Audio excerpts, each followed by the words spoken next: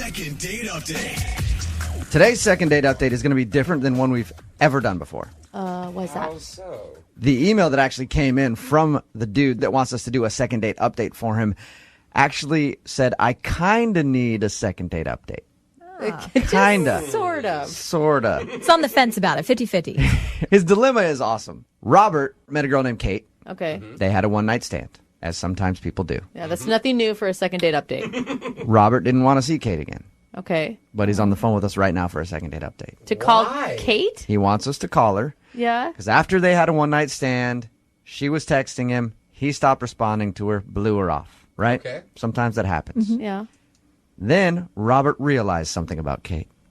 That he actually likes her and maybe should give her a second chance and stop being so jaded by love? No, Or- Kate has his watch. And he wants to get his watch back. Isn't that right, Robert? It's a really nice watch. Apparently. Now, I read your email, and it sounds like you don't really want a true second date with Kate. I need you guys to smooth things over and make her think I'm a nice guy so I can get my watch back. So you want us to lie to her, is basically what you're saying. Yeah, I mean, if you could, just if you could tell her I lost her number or my cell phone. All right. This goes against every bone in my body. Not me, because I'm a fan of watches. And Yeah. I think this guy should get his watch back. Why can't you just call her and say, hey, it's Robert. I know you probably remember me. Sorry for not answering any of your texts and stuff. I'm just not interested in a relationship. But I do still want the relationship with that timepiece I had. Can I get my watch back? Why don't you just want to call her yourself? I've heard the second date updates, and, for some reason they really warm up to you guys, and I think you guys really get through to people. So I think you could do this one. Yeah, sometimes we do. Was the night really that bad that you just don't want to, maybe even give it a second date option? I don't think it's even worth it. Whoa. How many times did she try to get a hold of you after your one-night stand? I mean, would she be mad if you called her? I think so. It was a couple weeks, or she was trying to get in touch with me. A couple weeks and you blew her off. Yeah, that's okay. bad. And what was the situation? Like, you guys were too drunk at the bar, you left and went home together, or? Yeah, we just hooked up at a bar. All right, well, I guess we'll see if we can do this for you and get your watch This back. is weird. I know. It's awesome. I mean, you do want to go out on a date with her, though. You want us to call, do the whole second date update thing, and see if she'll go out with you for the sole purpose of getting your watch back. Yeah. This is so conniving. And What are you going to do if she says she threw your watch out? Because, I know as a guy, a lot of girls, and guys I guess will do it too, you'll leave something behind, a little leave behind, hoping that someone will be like, yeah, you come back over and get your bra. Whenever girls did that for me, I just throw it out. And then they'd ask me about it, I'd be like, yeah, I threw it out. And they're like, that was $75. I'm like, yeah, I should know that. What if she threw it out? She better not have. It was a nice watch. All right, well, we'll play a song. I already feel guilty about this. Why? We're just trying to get his property back. Okay, that's If you fine. think about it, But I Kate don't- is a thief. I don't want to lead Kate on into thinking some dude likes her when he doesn't. We don't necessarily have to do that. I mean, we can... Well, yeah, we'd have to do that. I guess if we want him to go out again, we have to do that. We're going to play a song, come back, call Kate, see if we can smooth things over for you, and get your watch back through a second date update.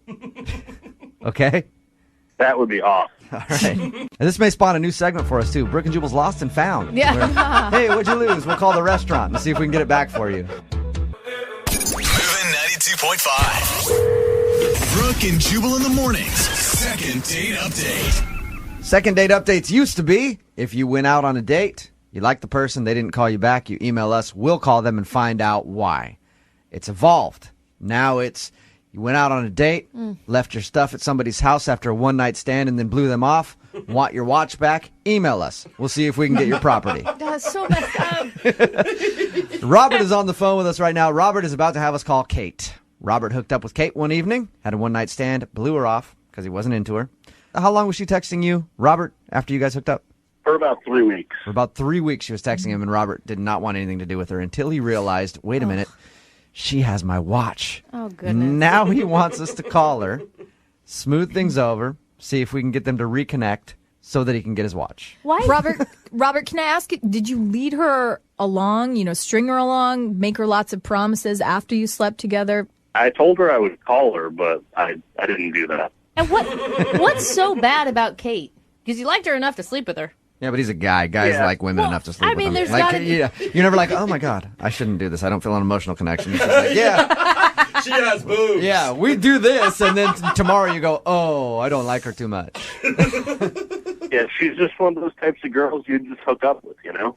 All right. That's messed up. Well, Brooke and Lydia, you guys have the type of guy that you just hook up Well, with too. I'm I mean, just- there's, all I'm there are hoping- people that you're not interested in a relationship with, and they're only good for one thing. I'm only hoping that maybe that's all she wanted out of the night, too. No. Maybe. She wanted his watch. And Maybe. she has it. And we must get it back. It's a quest for the watch. All right.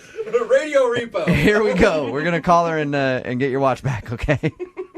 That would be awesome. All right. Hang on.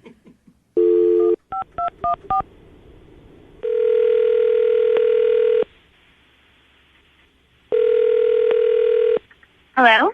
Hi, is this Kate? Yes? Who's this? This is Jubal from Brooke and Jubal in the Morning. I'm moving 92.5. Okay. I'm calling you because somebody emailed us about you.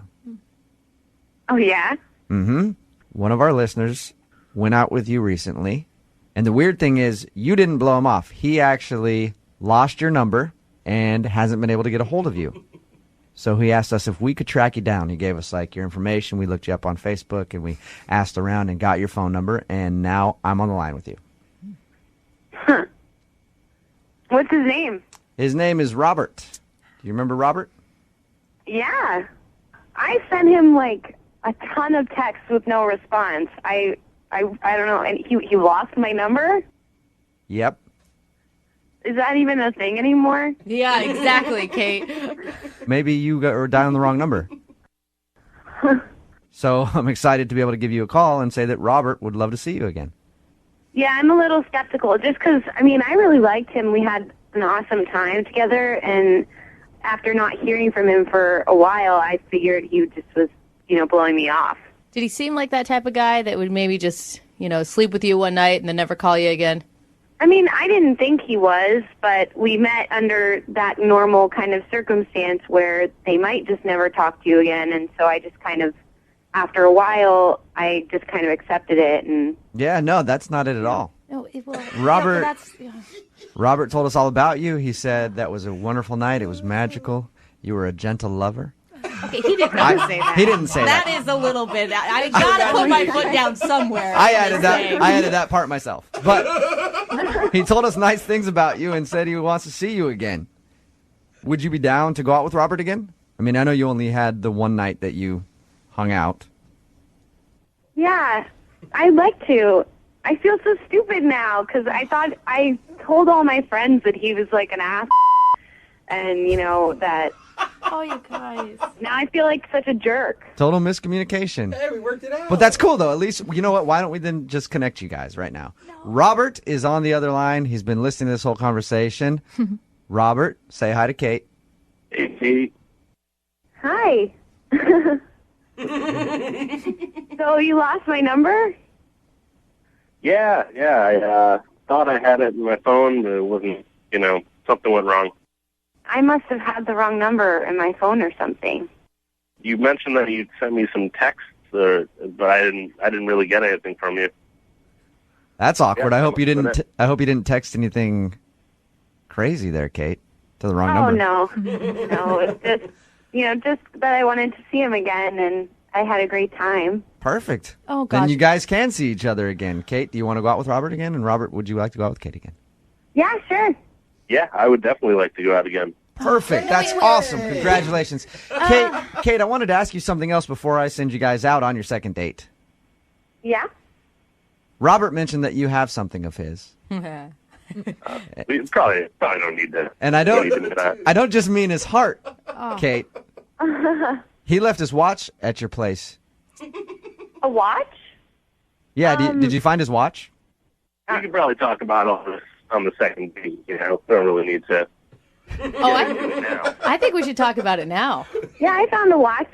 Oh, nice. Cool. Yeah, I'm sorry. I gave it away. I didn't know it was yours, Robert. I'm Really? sorry. You got rid of it? I gave it to a friend. That is awesome, Kate. Which one of your friends did you give it to? He's just walking around with someone else's watch. Well, my friend Shannon uses it to time her splits when she's running. You gave it to her friend to use while running. That's awesome. Well, I mean, is there any way you could, get it back? I'm not going to ask for it back. I gave it to her. She uses it now. That's kind of rude. Well, that sucks. Are you kidding me? I'm sorry. We could go on our date and, maybe we could look for a replacement together or something. There you go. That's a good idea. Yeah, I don't know. I don't see that happening. Oh, Dude. oh no. What? Were you just calling me to get back your watch? Of course I was. Are you kidding me? No. And you guys did this too? You all were in on it, that you tried to set me up with someone who's a complete ass just because he wants to get a watch? I know. A cheap watch, for that matter. That is so ridiculous. I didn't want to do it, but Yes, it was you Brooke did. and Lydia. You're so Both of them. smart. They were like, Jubal, we should do this because it's somebody else's property. And I was like, no, guys. This is someone's heart and their personal life, and I really thought that maybe it was all a mistake, and I got all excited, and you guys did that to me. I didn't do it. I was. Who the for you to do that? Well, We are sorry. we were just trying to- legitimately sorry. I'm not that sorry. You We were should trying be. to. We're trying to get his property back. That's all. Well, he lost his property when he left it at my place, so maybe he should take better care of his own property instead of treating it like he treats women, just leaving them around and never talking to them again. And I could have gone on a date with this guy again, and my heart would have been broken all over again. We wouldn't have let that happen, Kate. I promise that. Well, now that my dirty laundry's aired all over the United States, I'd like to hang up now. Hey, Kate, how about this? Can I send you guys out on a real second date so you can get to know each other? No We will pay way. for it. Come on. Send me on a spa day or something. I don't want to see that shit again. I think that's fair. Would you do a spa day with Robert? We'll pay for it. No, Jubal. No, Robert. I feel All like right, that Kate, that's- how about this then? Okay, how about we send you somewhere for like a spa day or something? Because I do feel bad for tricking you. Really? Yes. That would be great. Can I pay for that? Yes. But Robert can't come. He might just show up and be there. He might be the guy doing your toes. Brooke and Jubal in the morning. First things first, I'm the realest. Drop this and let the whole world do that. Text in at 78592 about the second date update. It said, that was a new low for a second date update. Even for you, Jubal. It's Brooke and Jubal in the morning. I'm moving 92.5. Another text in at 78592 that says, I have to know, did you really send her out on a spa day? Yes. Of course. We will be sending Kate out on a spa day to make up for the fact that we tricked her. And If I'm you gonna- missed it, Robert wanted us to call this girl named Kate. They ended up having a one-night stand. He left his watch at her house. He didn't really want to see her again except to get his watch back. So we called, made up a story about how he lost her number because he wasn't calling her back and blah, blah, blah. That was the worst part. And just tried to get her on our side so that she would give the watch back. We found out she ended up giving the watch away and definitely did not want to give it back after finding out that that was the only reason for the phone call. Lots of texts in at 78592 ripping us for doing that. But hey, we love our listeners, okay? And he emailed us and he had a problem. No, come He had on. lost his watch and I felt it was our job to try to get it back. And also, I as feel- a girl, I've been on a date with, I've been on several dates with lots of jerks. If you told me there was a spa day at the end of it, Yeah. I would do it all over again. She got a spa day out of the come deal. on, We're you sending her somewhere guys. nice so she can have a day of pampering. I still feel icky about the whole thing. Do you need a spa day too? Maybe, yeah. I'm not paying for yours. Please. I'm just paying for hers. No. I'll only get a manicure, not a pedicure. Brooke, you can afford your own spa day. Only if I can go with you and get a pedicure. Because Your feet are gross. they right now. are. I and know. I love getting pedicures. And they it do is make you feel amazing. Summertime. I mean, you got to show those toes off. Another text in at 78592. And I think this is focusing on the most important thing about the second date update, all right? Enough of saying that we're jerks for doing it. We get that. We just felt it needed to be done, and we thought it would be funny. The funny was part, kind of funny. That was the purpose of the whole thing. But I think the real point here is a text in at 78592 that says, who takes their watch off when they're getting some anyway? Well, Right? Good indication that he also takes his socks off, so win for And her. we've had a second date update with a guy who would not take his Yes. socks off, his compression socks. I take my watch off, I think. Yeah, I That's had because girls you're- leave watches. You're Even when I'm probably, by myself. You're probably concerned that something will happen to the watch. Yeah. When you're by yourself, you're worried you're still going to lose it somehow. Yeah. Just like, that jerk is not going to give it back. I know him. Remember, if you want a second date update or you just want some of your property back, all you have to do is email the show, Brooke and Jubal at moving925.com. We will call the person who didn't call you back or the person who stole your watch. Whatever the case may be.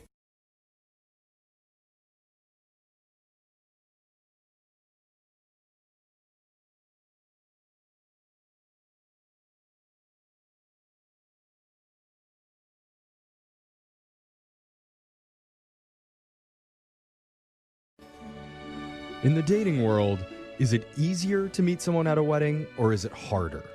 Oh. Oh, wow, that is a tough question because You you think do meet a lot of easier? people. I've always found it Yeah. harder, personally. Really? I mean, you go up there, you deliver a great pickup line, compliment the girl on her beautiful white dress, Okay, that's going the for the wrong- kiss. Yeah. Hitting Next on the thing, wrong I'm girl. getting thrown out. What? Yeah. For putting myself out there? I'm sorry. No, I mean, don't get that vulnerable. Yeah. Well, one of our listeners, Nate, agrees with me because he says he met a girl at a wedding and apparently was not as easy as he expected it to be. Okay. Nate, welcome to the show. How you doing, man? How's it going? Please don't tell me it was the bride Yeah. or the We all- mother-in-law, any of it. Yeah, I mean, God, it's a crazy story. Oh my God. Wait, was it someone that was single that you met? She was single, yeah. Okay. Oh, Okay, good. Brides are technically single until they say I do. They're not, Jeffrey. Being engaged to someone also doesn't qualify you as single. Oh, okay. Well, that's good to know. Yeah. Yeah. I've learned something here. But go ahead, Nate. Who is the woman that you met? What's her name? Okay, her name is Meg. Okay. Meg. Okay. Okay. And I figured, bring in the professionals. I need help with the situation. Where, Oh. who Are we the That's professionals? us. Yeah, who's the That's professional? us, yeah. you guys. Oh. Yeah. News to us. That's cute. Okay. I can call someone for you. And did you notice Meg right away at the wedding? I did notice her right away. I saw her sitting in one of the pews across the aisle, and I'm like, oh, wow, okay. She's really attractive. I should try to talk to her. And it was pretty much a struggle to even get to meet her. What was your strategy to meet her?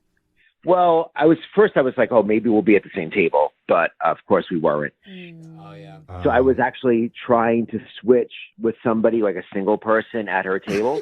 I actually was able to move one table closer, but I was still a table too far away. And then I was trying to move another table over, and that didn't work. You can't do that at a wedding. Do you know how much time and energy goes into like Seating charts? Yes, Yeah. so much. Yeah, I was eating the fish. I didn't order the fish. You didn't care. Oh, It 'cause- just shows up at the At seat this number. point, you're just taking someone else's chair. So you're table hopping, slowly making your way closer and closer to her table. Did you ever make it? I never made it to her table. Why don't you just wait till she's up at the bar and then time your drink at the same time as hers? Or You're right. That's exactly what happened. It's so crazy. okay, Oh, Yeah. it feels almost like you were trying too hard. Like it could have probably Yeah. happened organically. What but if she saw you're you? I didn't really think of that. trying to What- force it. What if she saw each table you getting closer and closer? It'd be creepy. That would be a little bit creepy. Yeah, like the Terminator. I'm like, So was there ever a moment when you were able to get some one-on-one time with her? yeah, finally at the bar. I see her at the bar. I'm like, this is my moment. Okay. And I go up there, and then I tell her that I actually have to talk to the groom. Would she mind bringing the drink over to our table? Oh, you made her your waitress for the night. Yeah, that was my move. Yeah, I made her my waitress. That's a terrible move. Wow. I mean, I give her mean, a task. Yeah, I would love if someone did that to me. Did it work? It did work. Oh, wow. Right. So she brought the drink over to the table, Wow. and that was cool. So we were able to talk for a little bit. You know, obviously we knew common people, and it went well. And then I was like, hey, would you like to get dinner sometime? And she was actually a little surprised, I guess, that like I was hitting on her at the wedding. You know, so stereotypical, but Oh, she didn't pick up that you were hitting on her at first, and then finally was like, "Oh, wait a minute! Like you're yeah. hitting on me." Okay. Huh. So the wedding night was not considered the actual date. Right. No, that was the, yeah. That was the meeting. Oh. Wow. Exactly. Okay. So what was the Nice. date like? Hopefully you didn't make her your waitress there too. Right. No, exactly. So we went out for dinner, and that went really well. Like we got to know each other. We chatted a bit, and we had some fun. And What was the vibe like? Were you nervous? I mean, On her side and your side. Well, she actually called me out. She said, "Did you stage that whole waitress thing? Did you just to meet me?" She called me out, and I was like, "Yeah, I did." But it started out really good. We were being playful with each other. Yeah. And it's a good sign when somebody can give you crap. You know, like, and you can take it, you give it back. Like, that's a good dynamic. Yeah, if someone's laughing at your creepiness, then there's a shot at romance. Yeah. So how did the rest of the night go? Well, okay, so then she did say that she talked to the bride about me, and she wouldn't say exactly what she said, but she just said that I would be trouble. Oh, wait, are you, I mean, at the wedding, were you the groom's friend or the bride's friend? I didn't know. Or both? The groom's friend. Why would she say that you're trouble? Because obviously she I doesn't don't know. like you. Uh-oh. I'm such a great guy. I have no idea. Sounds like what guys who are trouble Yeah. Exactly. I mean, typically, like, if I were to say that about one of my husband's buddies, it's because they drink a lot. Yeah. They're with multiple different women all the time. Those sound like very attractive qualities to you. Yeah, but You it's know, but, probably like- there's a rumor about you. Well, how did the date end? So then there was the next stage. We went to one of those arcade bar places. Oh, cool. So it continued. She was still into it. Yeah. Okay. So we were having fun there, and then she kissed me in front of Street Fighter. Oh, romantic. Does that mean something? You're kissing, all of a sudden you hear Aruken. It's interesting the way that you said it, though. You said she kissed you. Is that what it was? She kissed you at the Street Fighter, or did you kiss her? Okay, well, I kissed her, but she kissed me back. Okay. So it was your move. It wasn't her move. All right. Right, but it was reciprocal. And did you good. did you make any plans to see each other again?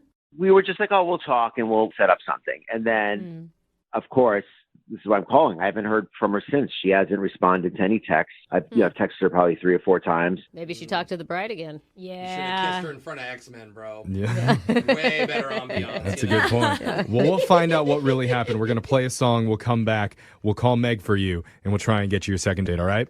Yeah, that's great. Thanks. All right, Nate, hold. When you think of the most romantic Hollywood moments of all time, there's Jack and Rose kissing on the bow of the Titanic. Oh, yeah. Noah and Allie's passionate kiss in the rain from The Notebook. Oh, yeah. And of course, our listener Nate and his date Meg swapping saliva in front of the Street Fighter video game. Hey. That's the sound of their tongues punching each other in the mouth. Oh, who's winning? That was I think what I'd watch that movie. That's what my 12-year-old dreams were made of, anyway.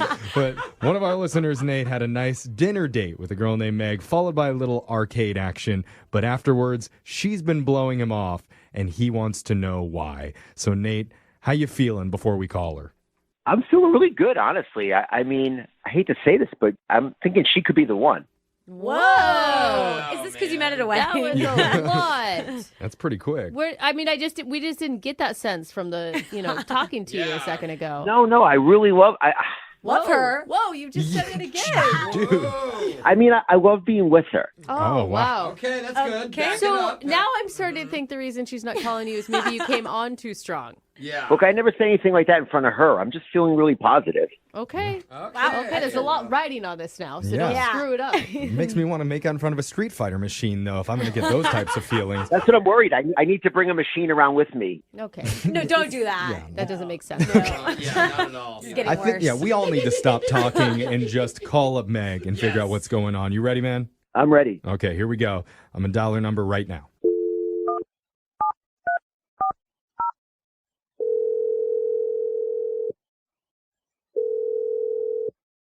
Hello. Hey, I'm looking for Meg. This is Maggie. Who's calling? Maggie? Oh, is Mag? Ooh, was he saying Mag? Do you go by Meg ever? My friends call me Meg, but I don't know who you are. Oh, awkward. That well- makes sense. Oh, sorry, Okay. Magatha. Yeah. Well, Can we call you that? I mean, hopefully we can be Very formal. friends after we're done with this, but we're calling on behalf of one of our listeners who went out on a date with you recently. Okay, again, still awkward. Not really sure. Yeah, Okay. it's awkward. We know That's that. pretty par for the course with these. We're doing something called a second date. It's where if you go out with someone and afterwards, if that person isn't calling you back, you can email our show for help, and we'll reach out to them for you to help you figure out the reason why. And so the listener that we're calling for, his name is Nate. Oh, yeah. I know Nate. Okay. Yeah. Okay. Do you like Nate? Or maybe I should just say, how do you feel about Nate? I mean, Nate's a funny guy. That's good. Funny guys are likable. Yeah. We did speak with Nate a little bit earlier, and he told us all about how you guys met. He told us about your dinner date and going to the arcade together. And he said there was even a kiss that you guys had at the end of the night. So from our end, it all sounded pretty good. He's a little bit confused why afterwards you're not calling him back, though. I mean, he's a nice guy and all, and, like, we did have a pretty fun date. I just wasn't sure. I'm not sure, like, how to proceed. I'm not really sure if I want to pursue it. So that's why I've just kind of been, like, radio silent. I just don't want to give the wrong impression or the wrong idea to him. Can I ask, because he did mention that you told him that the bride of the wedding said that he was trouble. Is that what you're referring to? I mean, is it just because of something she told you? I don't want to embarrass him because, like I said, he's a nice guy. He's a funny dude. Well, he probably wants to know. Like, if somebody was saying stuff behind your back, you know, warning people about you, you'd want to know what they were saying. And to defend a little bit, a lot of time rumors are exactly that. It could be not even true. Yeah, totally. This isn't a rumor. This was, like, 100% true. I saw it with my own eyes. Oh, facts. You saw it? So she warned you. What happened? What did you see? At first, when she was like, you know, you got to be cautious. I'm like, oh, my God, is he a criminal? Does he have a record? Yeah. But it wasn't that. It may be worse, depending just how you look at it. Really? Worse. But she told me that he loves to dance, but he is terrible. Like, he's a terrible dancer, but just doesn't, like, he's so oblivious about how bad he is. Oh, I don't think there could be, like, dude, if people love to dance, like, just let him dance. Who cares if he looks like an idiot But out do you there? want to date that person? Yeah, do you want to be next to them? But you know what? That person is so fun at a party. Like, everybody loves that person, no matter how terrible they are. Let me guess, Brooke is that I'm person. just saying. Everyone loves him. Yeah. I promise. So you saw him dance at the wedding before you said yes to a date. But the difference is Brooke knows that she's like a mediocre dancer. The bride says that he's oblivious to it. Oh, okay. That's but point. you said yes after you saw him dance at the wedding. I didn't really see him dancing that much at the wedding because there's a lot going on. You know, a lot of people are dancing. True. Yeah. So wait, when did you see him dance then? So we went, obviously, you know, we went to an arcade bar.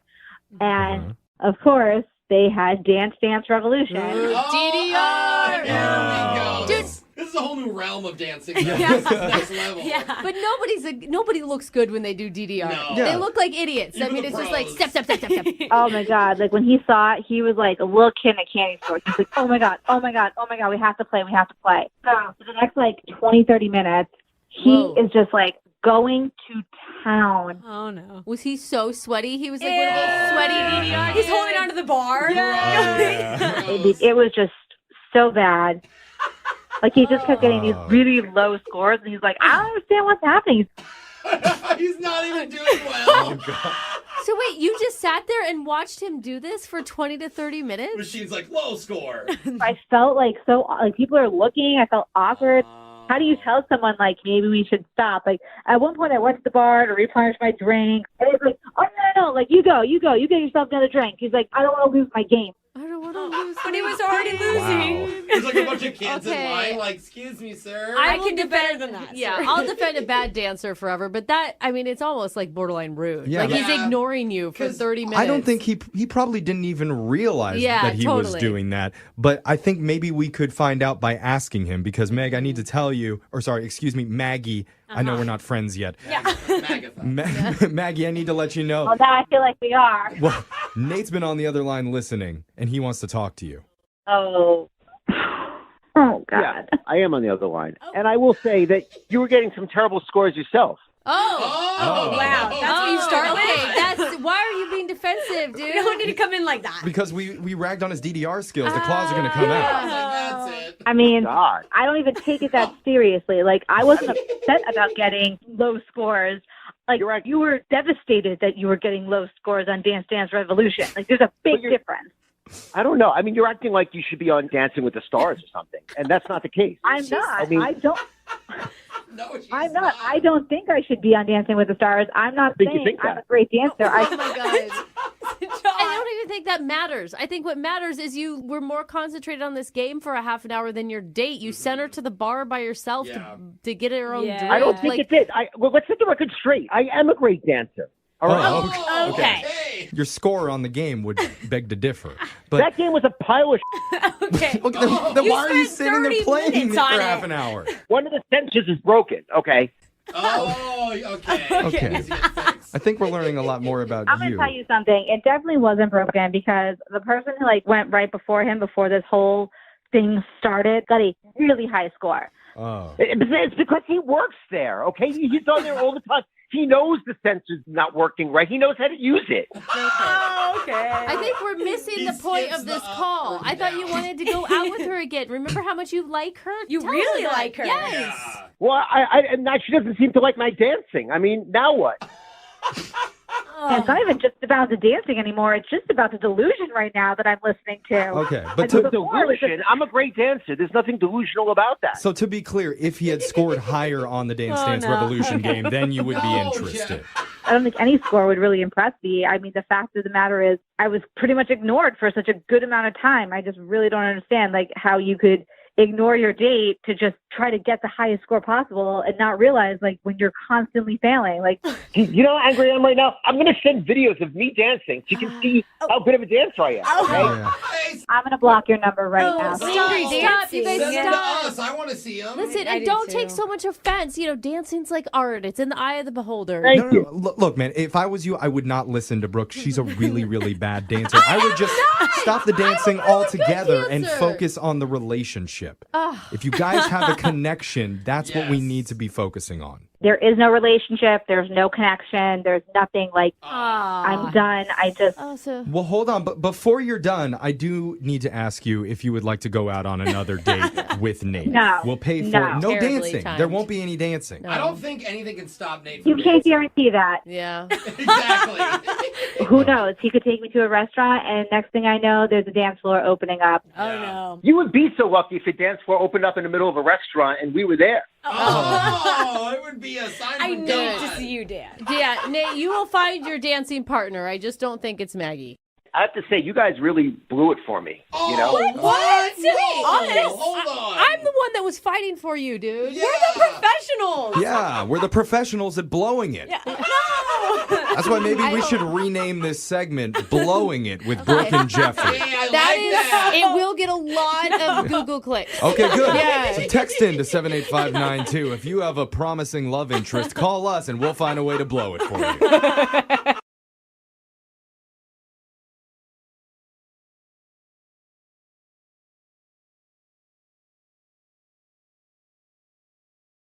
Women love an artist. As a matter of fact, that's why it's called the Mona Lisa. Not a lot of people know that because when Leonardo da Vinci painted it, all the ladies saw it and moaned.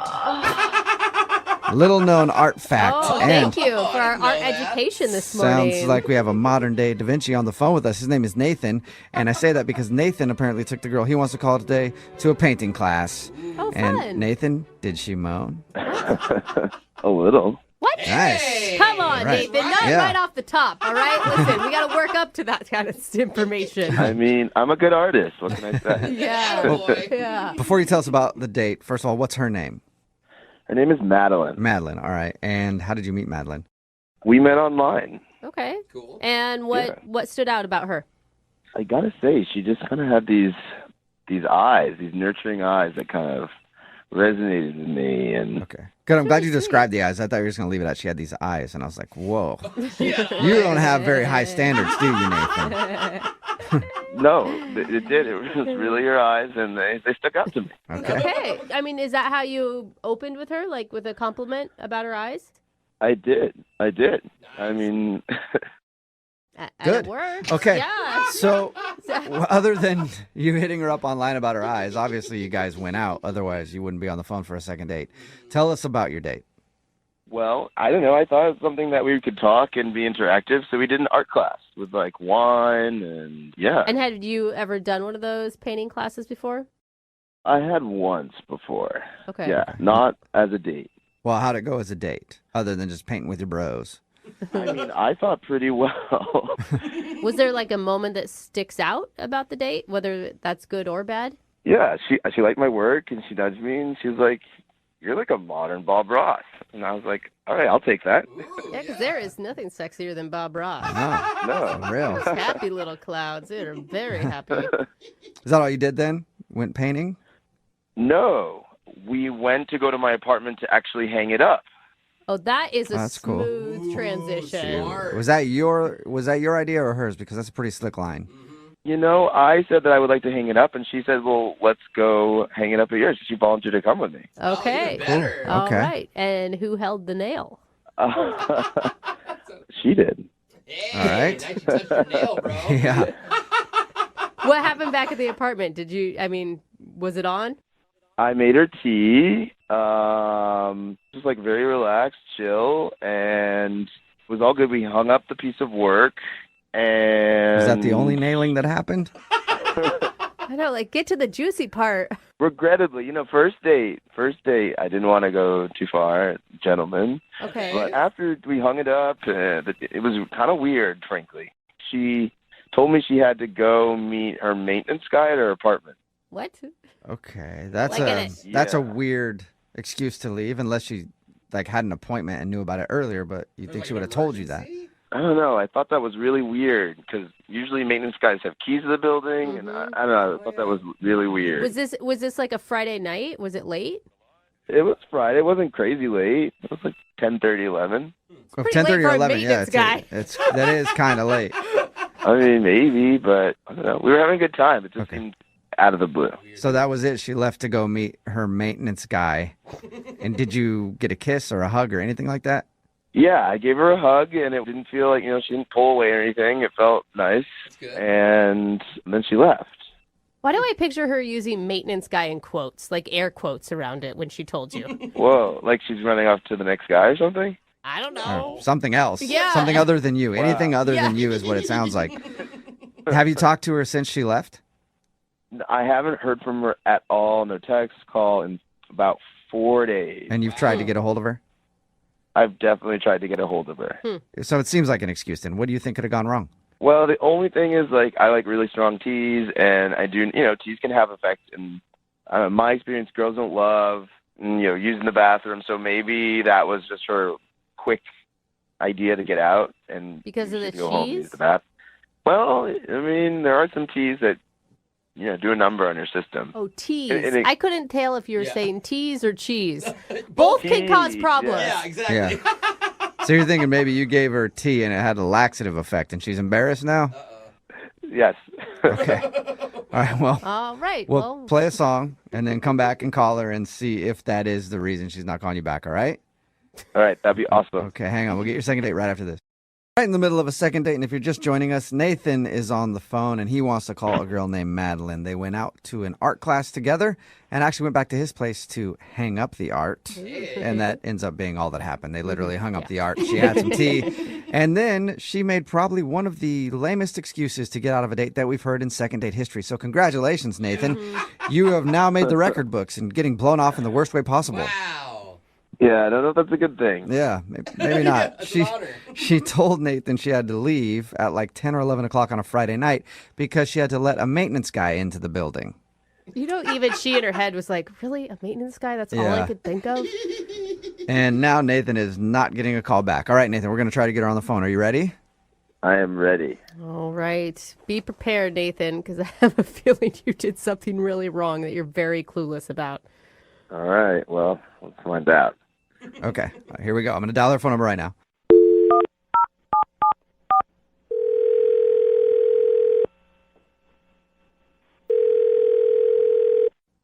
Hello? Hi, is this Madeline? Yes? Hey, Madeline, how are you? This is Jubal from the radio show Brooke and Jubal in the Morning. Okay. Okay. How you doing? I'm okay. What's this about? Oh, that's a good question. Yeah. I'm calling you today because we got an email into our show about you. What? Why? Another good question. You're full of good questions, Madeline. Because we do a segment on our show. It's called The Second Date. That's where if you go out on a date with somebody and then end up not calling them back after, they can email us to get you on the phone and ask what happened. And we got an email about you from a dude named Nathan. What? Nathan? Yes. Do you remember going out with a guy named Nathan? Oh. Yeah. Mm-hmm. Okay. Well, Nathan emailed us because he said he had a really fun time with you. And he thinks that your excuse to leave late on a Friday night that the maintenance guy needed to be let into your building was just a really horrible excuse to get out of the date. And we all agree with him, by the way. Yeah. That sounds like the biggest excuse ever. I don't remember what excuse I used. I already blocked him. I don't understand why you're calling me. I don't. You've even blocked him? Yeah. Why? He said that you guys went back to his apartment. Was there something creepy in there? It just freaked me out. It was just really weird. Can you tell us what was weird? I just got this really bad vibe when I walked in. The place was just super clean. Like, it was just weird. I got a really bad vibe and creepy feeling. Was there like something specific? Because super clean and he sounds like a nice guy who didn't want to push you to do anything you weren't ready for on a first date. After an art class. Yeah. I just got this eerie feeling when I walked in. It was like serial killer clean, like sterile clean, like everything wiped out, not a speck of dust. It was just so strange. No guy's apartment's that clean. It's just, So you're saying his place was too clean and it creeped you out? Yeah. That's it?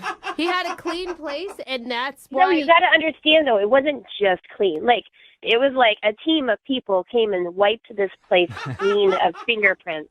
It was just weird. And you know, when you just get that feeling inside, it's like something bad happened here. What? I need to go. It made you think what? Do you think he's a serial killer or something? No, I don't know, but I'm just saying it was way too clean and... Something's wrong with that. Maybe he's just, one of those OCD types that really like a clean house. Or maybe he read the decluttering book that everybody reads. And it's not that clean unless you just moved in and took the plastic off of everything. There was nothing out of place. It's like a museum. I think he All sounds right. dreamy. Can he move into my house and improve some things that I've got going on? Go for it. That's on you. Be my guest. I don't want to be anywhere near him. What about on the phone with him? No, I don't even want to talk to him. Oh, that's a shame. Because he's actually on the other line listening right now and wants to talk to you. You're kidding. No, I'm not. Unless he hung up. Nathan, are you still there? I'm here. Oh, my God. Oh, my God. Hi, Madeline. Hi, Nathan. I guess you heard all that. Yeah. I don't see a problem with my apartment being so clean. It might not be a problem. It's unusual, and I'm just not used to that, and so, yeah. Madeline, you're being really nonchalant when you were basically just accusing the guy of scrubbing his house because there was maybe dead bodies earlier in the evening. She didn't know he was on the phone. Wait, but that's what it sounded like. Like you're getting rid of all fingerprints. Nathan, have you killed anyone in your apartment? I have not. I'm sorry. I just got a weird vibe when I came in, and Madeline, why would you want to be dirty? Why would you want that? What? I don't. I'm just saying your place is, like, so clean. It's just freaky. I mean, I have had people comment on how clean it is, but I don't like dirty things. Dirty things really upset me. Okay, so Okay, now that did sound a I'm little starting crazy. to get Okay. a little bit on Madeline's Yeah. side now, Nathan. That was kind of creepy. See? I'm not crazy. I Nathan, don't think he meant it like yeah. that, you guys. Did you mean it in the way that it sounded? Because it sounded super creepy the way you said that, Yeah, Nathan. you said upsets you instead of a noise. No, I didn't mean to be creepy. You guys, give this guy, Madeline, I feel like you're missing out on possibly a really good guy because you're making a lot of implications on just a clean house. I can clean my own house. Seriously. Why? I mean, would you rather have a dirty boy? Because I've known dirty boys, and I refuse to be a dirty boy. Are you just messing with us now, Nathan? Nathan, are you like doing this on purpose? Doing what? Nothing. Yeah, never mind.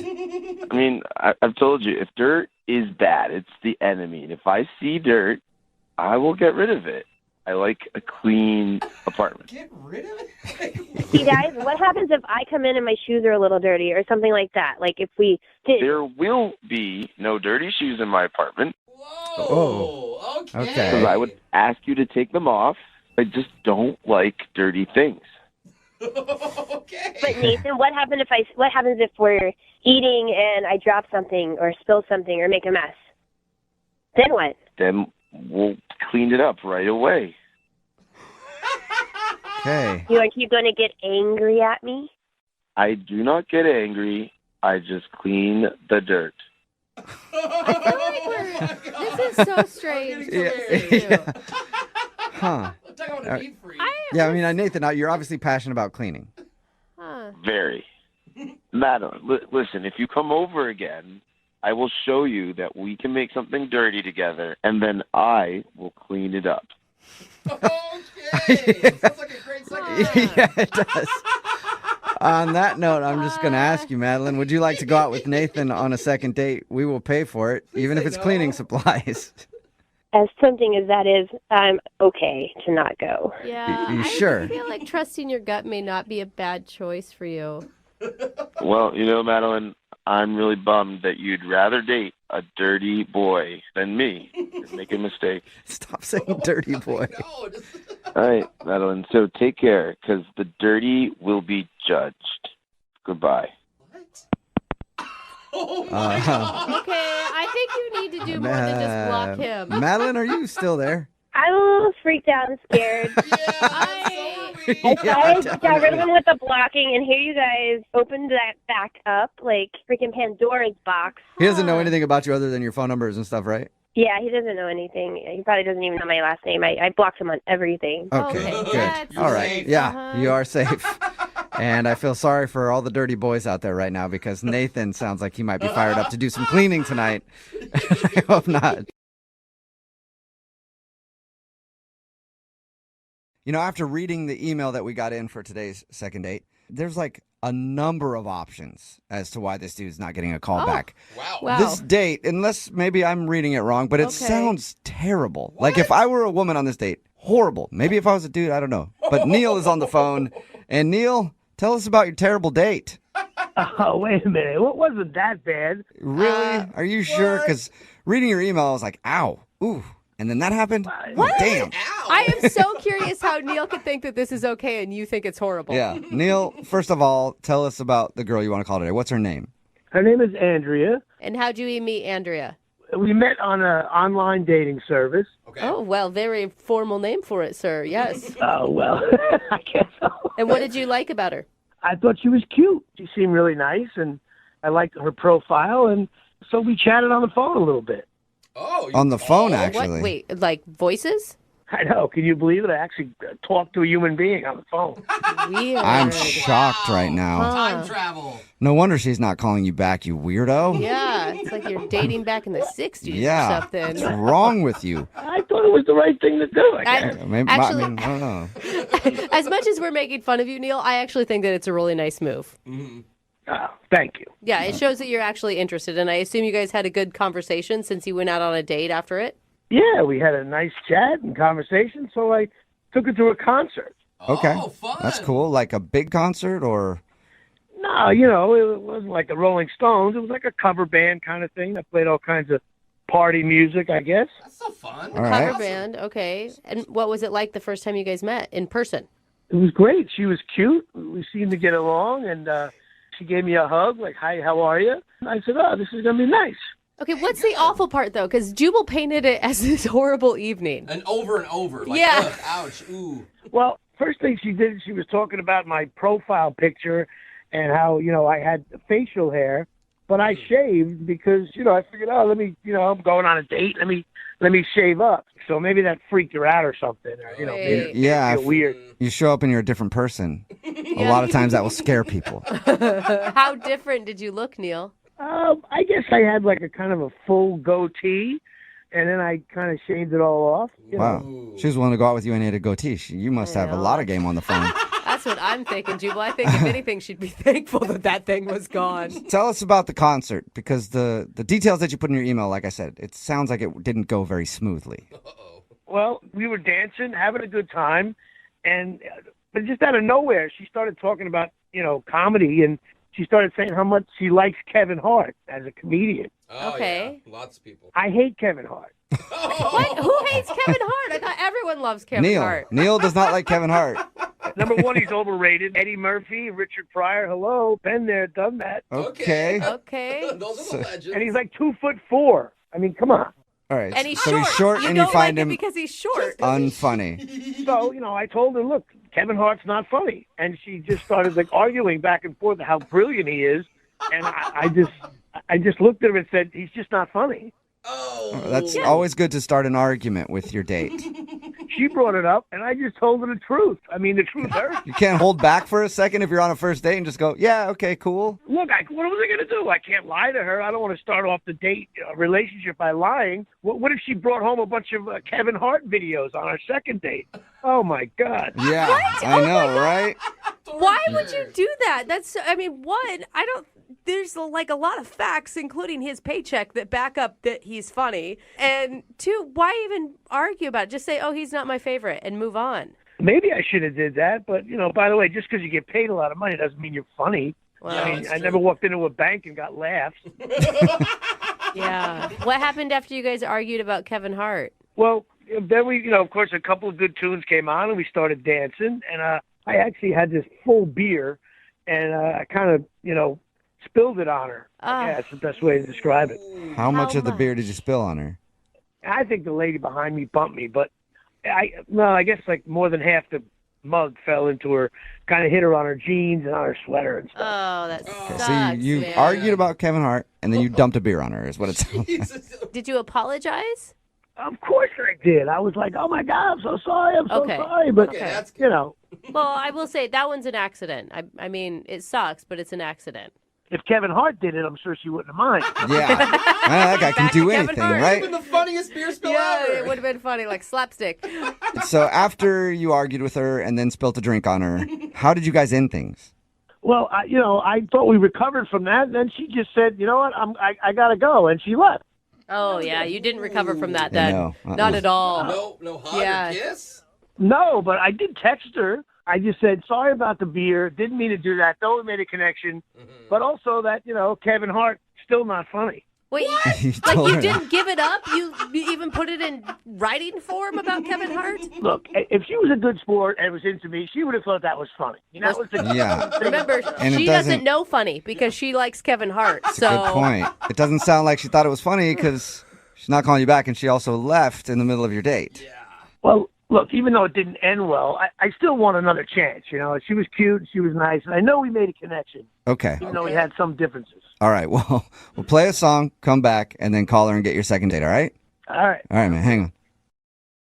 Is there anything Kevin Hart is not involved in? He's in like everything in Hollywood. Every movie that point. comes out has Kevin Hart. Every TV show has something to do with Kevin Hart. He's the biggest name in comedy, and now he's involved in a second date. And he ruined Neil's potential for another date because Neil is on the phone for a second date. And if you missed the first part, he got into an argument with his date about whether or not Kevin Hart is funny. His date, Andrea, does like Kevin Hart, and Neil was not afraid to let her know that he didn't like Kevin Hart. And then after that, he spilled a beer on her, yeah. which he says is by accident, and then she left, and she hasn't called him back. So we're fighting an uphill battle here, Neil. Well, hey, listen, not funny is not funny. Okay. But I'm not talking about Kevin Hart All right, now. I'm now not- this is not. Yeah. I feel like this is all this is going to turn into Yeah. is a discussion of Kevin Hart. I mean, what can I tell you? I mean, his movies suck too. His stand-up is overrated. Oh my God! All right, Neil. Neil.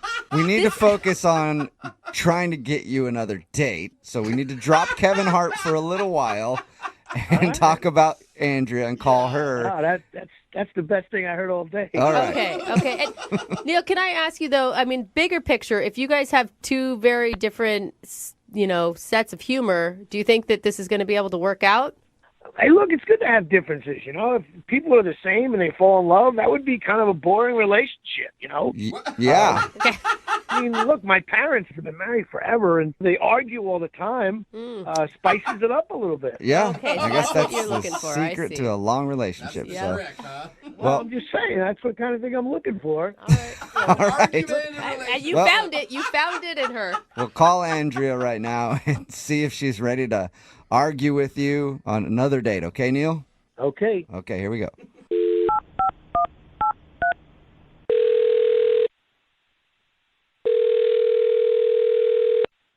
Hello? Hi, is this Andrea? This is. Andrea, how are you? This is Jubal from the radio show Brooke and Jubal in the Morning. Oh. Hi.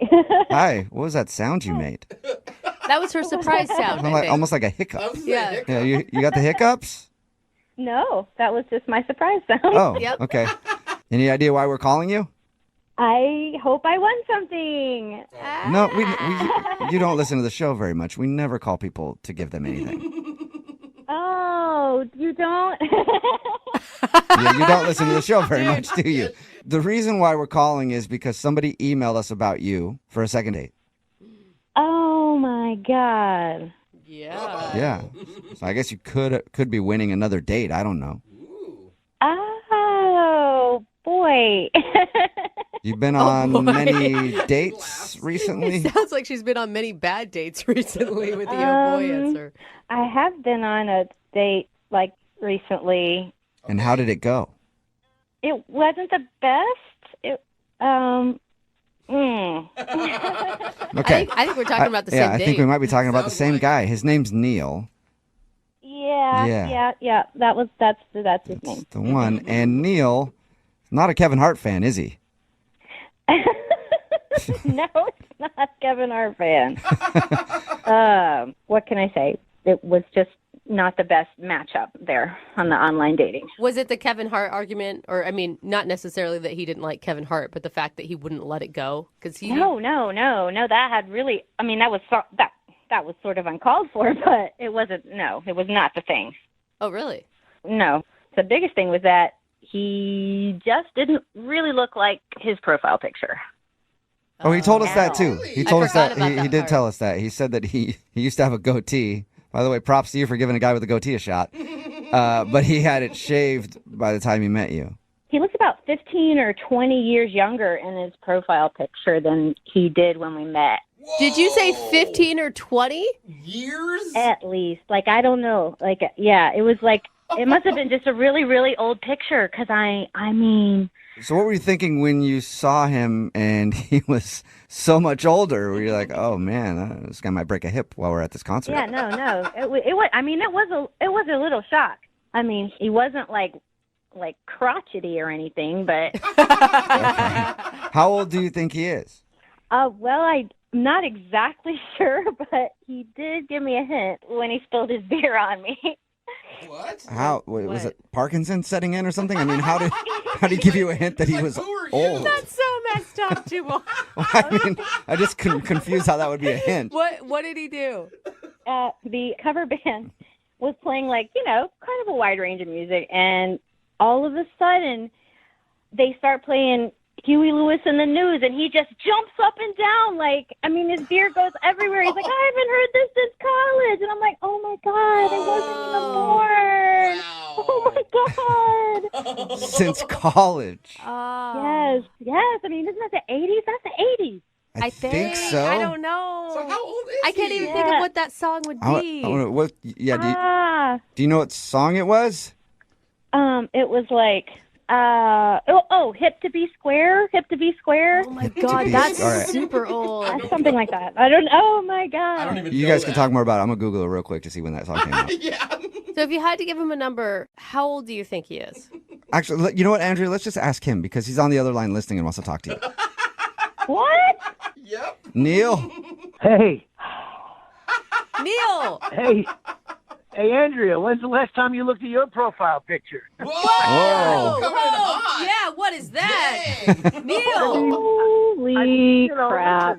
I mean, have you looked at your profile picture? I was assuming I was meeting someone around my age. Oh! At least it was taken in this decade. You couldn't say that for yours. That's the 90s. It's in the 90s. Oh! Oh, my God. You're making me sound like I'm B. Arthur or something like that. Who's B. Arthur? Arthur. I'm just saying. I think she was a golden girl. B. Arthur was a golden girl? I think so. Andrea, how do you not know who B. Arthur is? Golden Girl? Oh, my God. What's a Her golden comedic girl? timing is unbelievable. Okay. She is funny now that I know who she is. but- Neil, I'm starting to believe Andrea now that you're older than you say you are. Listen, I'm a few years older than her. I'll give you that. But it's not like she was, 19 years old over there. I mean, come on now. Wait, so now you're saying that it's okay that you lied about your age because she looks old? I didn't lie. It just didn't come up until, a good Huey Lewis song came on, and I got a little excited. But, I mean, You got to tell people how old you are before you meet them, or at least use a recent picture, man. I mean, come on. You know what? I'm only a few years older than you, so let's not get You are carried at away. least 15 years older than me, man. Oh, I don't know. Well, I'll tell you what. You know what? You don't understand the comedy of Kevin Hart. It is not of your generation. There it is. It's actually a good point. You know what? Why don't we go on another date and we can get our profiles picture taken at the same time? Oh, my God. Neil, how old are you? It is killing me. Will you please tell me how old you are? Why would I tell you anything about how old I am? Because we're trying to see if Andrea is right or not about your age. Yeah, but, listen, I'm in shape. I'm healthy. I make a good living. Then if you're so in like shape. Richard Pryor more than Kevin Hart, Yeah, I mean, that's sort true. of says it. You did make a Rolling Stones reference when we first talked to you. I remember that. And then you talked about older comedians. And I went on Wikipedia while you guys were talking. Hip to Be Square, that Huey Lewis song, 1986. What? You were in college in 1986, Neil? Oh, man. Hey, you know what? You guys are killing me with this age thing. You know what? Let me tell you something. Age is just a number. Yeah, a number that you have to be honest about. Listen, by the way, that was a younger reference. You guys are making fun of me because of that, but that was R. Kelly. Yeah, not necessarily a younger reference still, Neil. That's still pretty old. Are you kidding me? No one in that room knows the reference? R. Kelly? I mean, you're in the music business. He's the guy who peed on people. How did you not know that? We know who R. Kelly is. Yeah. He just hasn't really been relevant for a few years. Or a decade. Next thing you know, I'm going to end up at a Green Day concert. I mean, this is ridiculous. Green Day. What are you doing, dude? Oh, my God. Change your profile picture and stop trying to get younger women, Neil. Hey, when's the last time you looked at your website? I mean, hello, Airbrush City over there. All right. Neil, I'm just going to put you out of your misery. Misery, that was an old movie you probably remember. Kathy Bates, right? Yeah, Kathy Bates was in that, Neil. Andrea, would you like to go out with Neil on a second date? We will pay for it. If I wanted to date my grandfather's best friend, I would say yes, but no. And good luck with your Social Security, Mr. Neil. This is crazy. You know what I mean? You meet a nice guy. Maybe he's got a couple years on you. Shows you to a nice time, and you're blowing him off over an age. You know what? That's the problem with the kids today. They're always on the computers and everything. Thank you for confirming everything for us, Neil. Appreciate it. Looking for the perfect birthday or anniversary gift or a special date night? Well, then you need Zodart, Seattle's only exotic car rental company. Visit Zodart.com to book an exotic special car for that very special day. Moving 92.5. Brooke and Jubal's second date update. One thing I've learned from doing these second date updates over and over again is sometimes you shouldn't put too much effort into a first date. We hear stories about guys doing way too much and then not getting a call back, but it's also possible to not do enough. Yeah. There's a sweet spot when it comes to effort on a date. That is true. And Adam is on the phone today to do a second date update. He thinks that he got the latter. He thinks he didn't do enough for his first date, and now he's not getting a call back. What's up, Adam? Hey, guys. How's it going? Good, good. So reading your email, it sounds like you don't know how to plan for anything at all.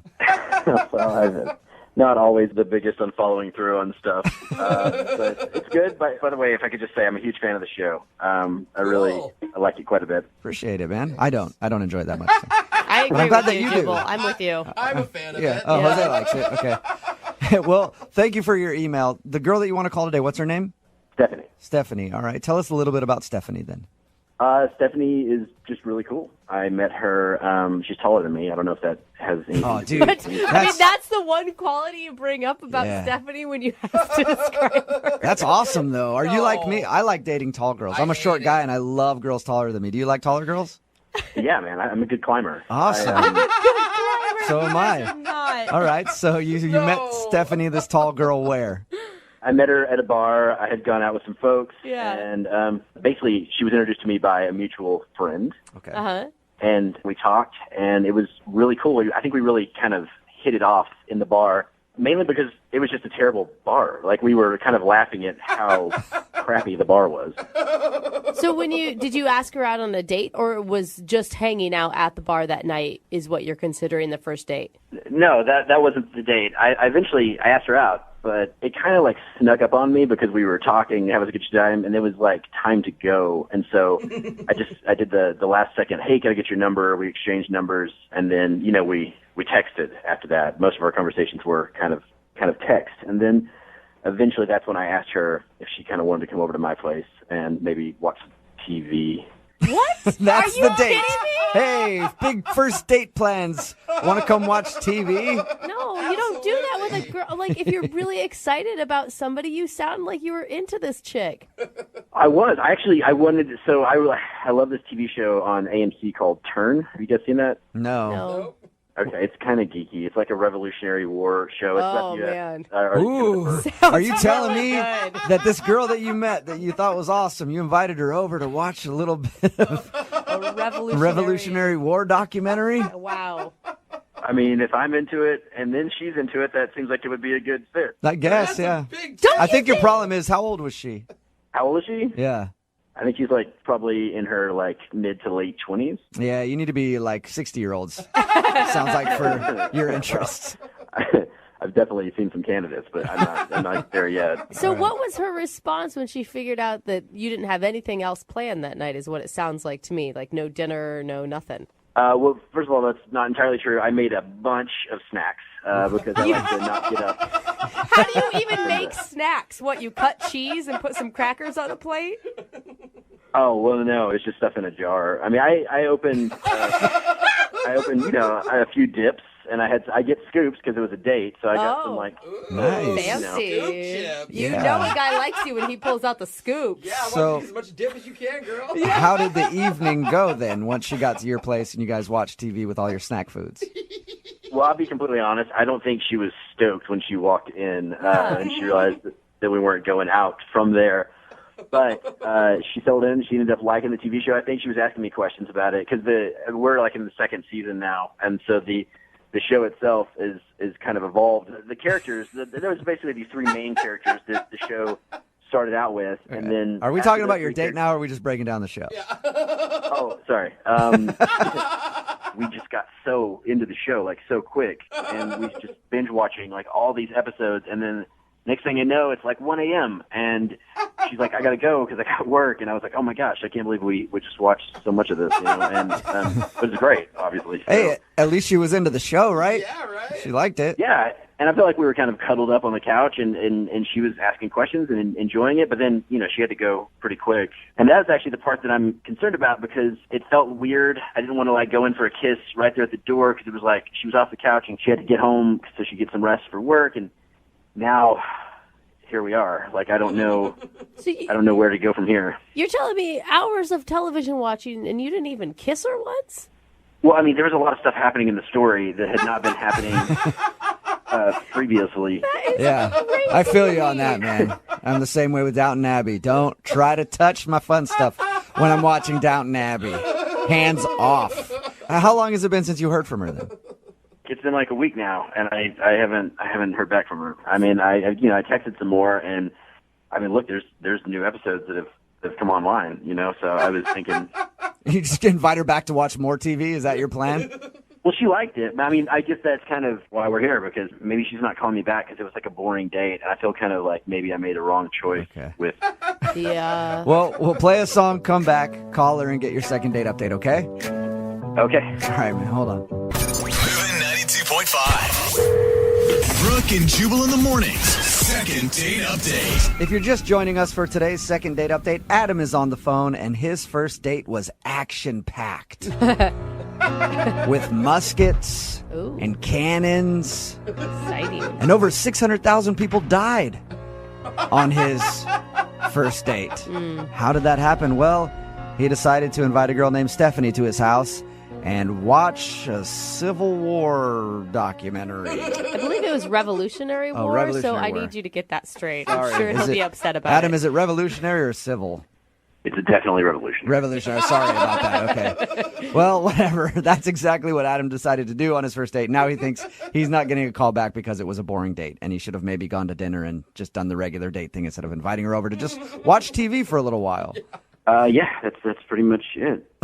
Now, if she does actually want to go out with you again, do you have bigger plans, or are you just planning on watching the next season of this show that you're so into with her? You know what? I don't think I'll make the same mistake twice.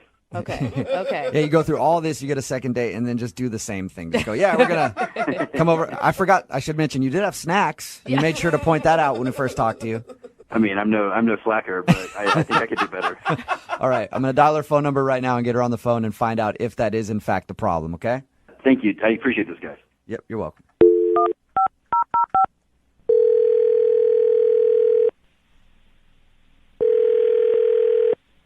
Hello, Hi, is this Stephanie? this is she. Hey, Stephanie, how are you? This is Jubal. I host a morning show called Brooke and Jubal in the Morning. Okay. Nice to meet you. I'm sorry. I'm like, why are you calling? I'm calling because I was wondering if I could talk to you about something real quick. One of our listeners sent an email about you and asked if we could get you on the phone. Okay, that sounds really weird. I'm actually at work, so is this important or? I think it's important. If you have just like a few minutes, I would appreciate it. Okay, let me just close my door for just a sec. Thanks. Okay. So what is it? Why are you calling again? Well, we recently got an email to the show about someone who you have gone on a date with. His name is Adam. And Adam has been trying to get a hold of you because he'd like to go on another date, but you haven't returned any of his phone calls. So he asked us if we could get you on the phone and find out if you didn't like your first date with him. Well, I wouldn't really call it a date. Yeah. Watching I TV could isn't see a date that. to you? How do you even know about that? Because we talked to Adam. Before we make these kind of phone calls, we always talk to the person, and we asked him about your date, and he told us how he just sort of invited you over to watch some TV. Well, if you talk to him, you should know what happened. Was it just not You enough? definitely can't think it was a good date. He did tell us that he thinks he screwed up by planning a date to do nothing but watch TV, but he also said that he likes you a lot. If that matters. Well, he didn't even talk to me. Oh, you mean he was watching his show the whole time? He did seem like he was super into that show. Yeah, I mean, it was all very confusing because he texted me, do you want to Netflix and chill? And have been dating long enough to know what that means. And we'd hit it off, and he was really cute, so I was down and went over there. But maybe he doesn't know what it means. Maybe he thinks it means watching Netflix. So you were prepared to Netflix and chill in the traditional meaning of it. Yeah. And he actually just wanted to Netflix. Yes. The whole thing was super, super weird. Was it weird, or was it just that he's like a little naive and that's almost kind of cute, right? It would have been cute, but it went on for like 6 hours.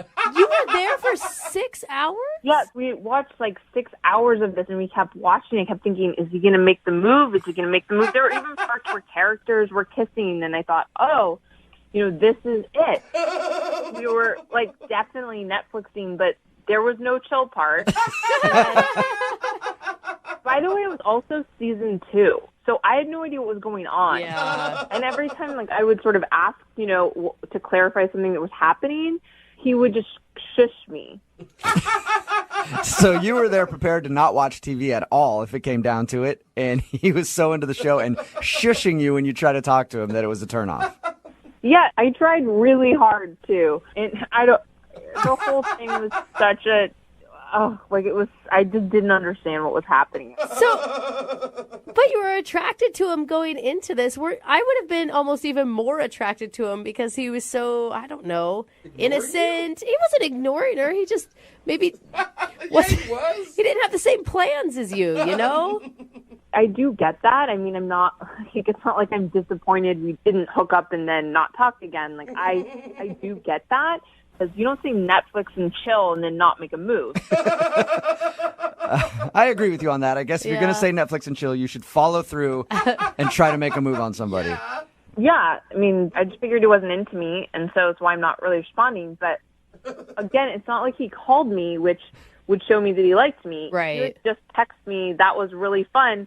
You know, we should, like, watch the rest of the episode. Oh, my God. Yeah, his definition of fun is definitely different than yours. Well, he does want to talk to you. Well, that's great. Then he can call me. He kind of is because he's actually on the other line listening. Wait, what? Yeah. Adam, you there? He's on the other line, like on hold, or he heard our conversation? No, he was listening the whole time. Hey, 70, how's it going? I don't even... Well, I mean, I'm embarrassed. I didn't know what Netflix and chill meant. I thought... What? I don't know why they say that. They should call it Netflix and, like, do stuff, because I don't know... None of your guy friends have told you what that means? Well, no, I've heard of the term like a million times. I thought that it actually just watch Netflix and then chill out. No, it means much more than that, Adam. Adam, I haven't even been in the dating world in forever because I'm an old married lady, and I even know what that is. Well, I'm sorry. I guess you're better than me. I just didn't know that. I didn't know what it meant. It's kind of sweet. I still understand why you didn't just ask me out on a date. I'm so sorry. This is the type of thing I wanted to ask you on a date, and honestly, I thought if I invited you to take part in something that I really knew a lot about and liked, that it would show you more. That I just have interest. I don't know. For some reason I just gotten that in front of myself, and I should have asked you to dinner.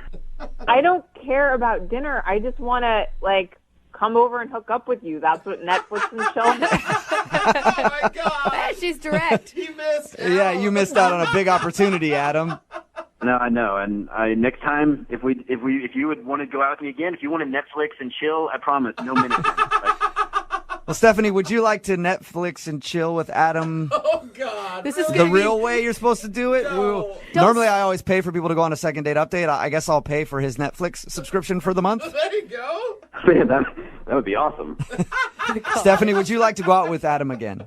Well, Adam, you missed your chance for Netflix and chill, so if you do want to go out again, you can take me to dinner, and, we can see how it goes. It will probably be about, 4 months until we can Netflix and chill. So now you have to work for it, Adam.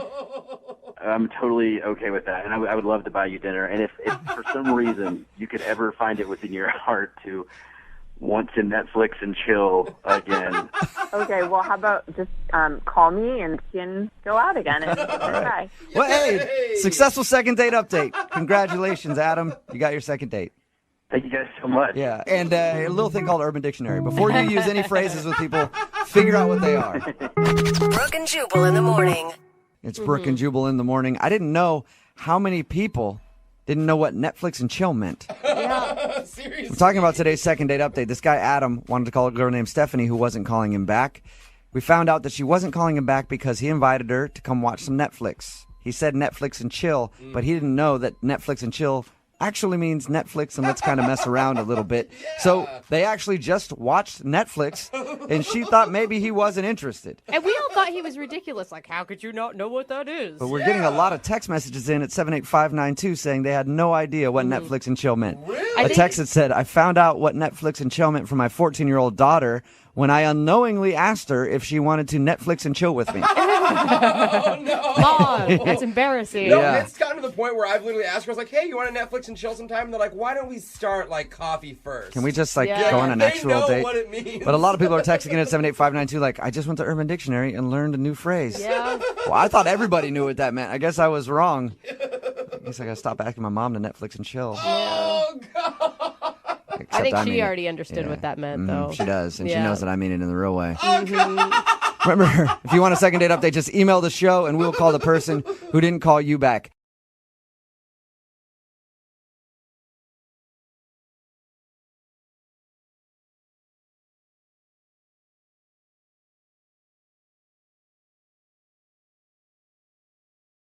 Need LASIK? Trust the experienced team at the LASIK Center at Evergreen Eye Center. No glasses, no contacts, no limits. What will you do? LASIK at evergreen.com. Moving 92.5. Brooke and Jubal's second date update. We get a lot of emails in for the second date update that describe people going on some pretty strange dates. And normally, they sound terrible to me. I always think that they're really bad ideas.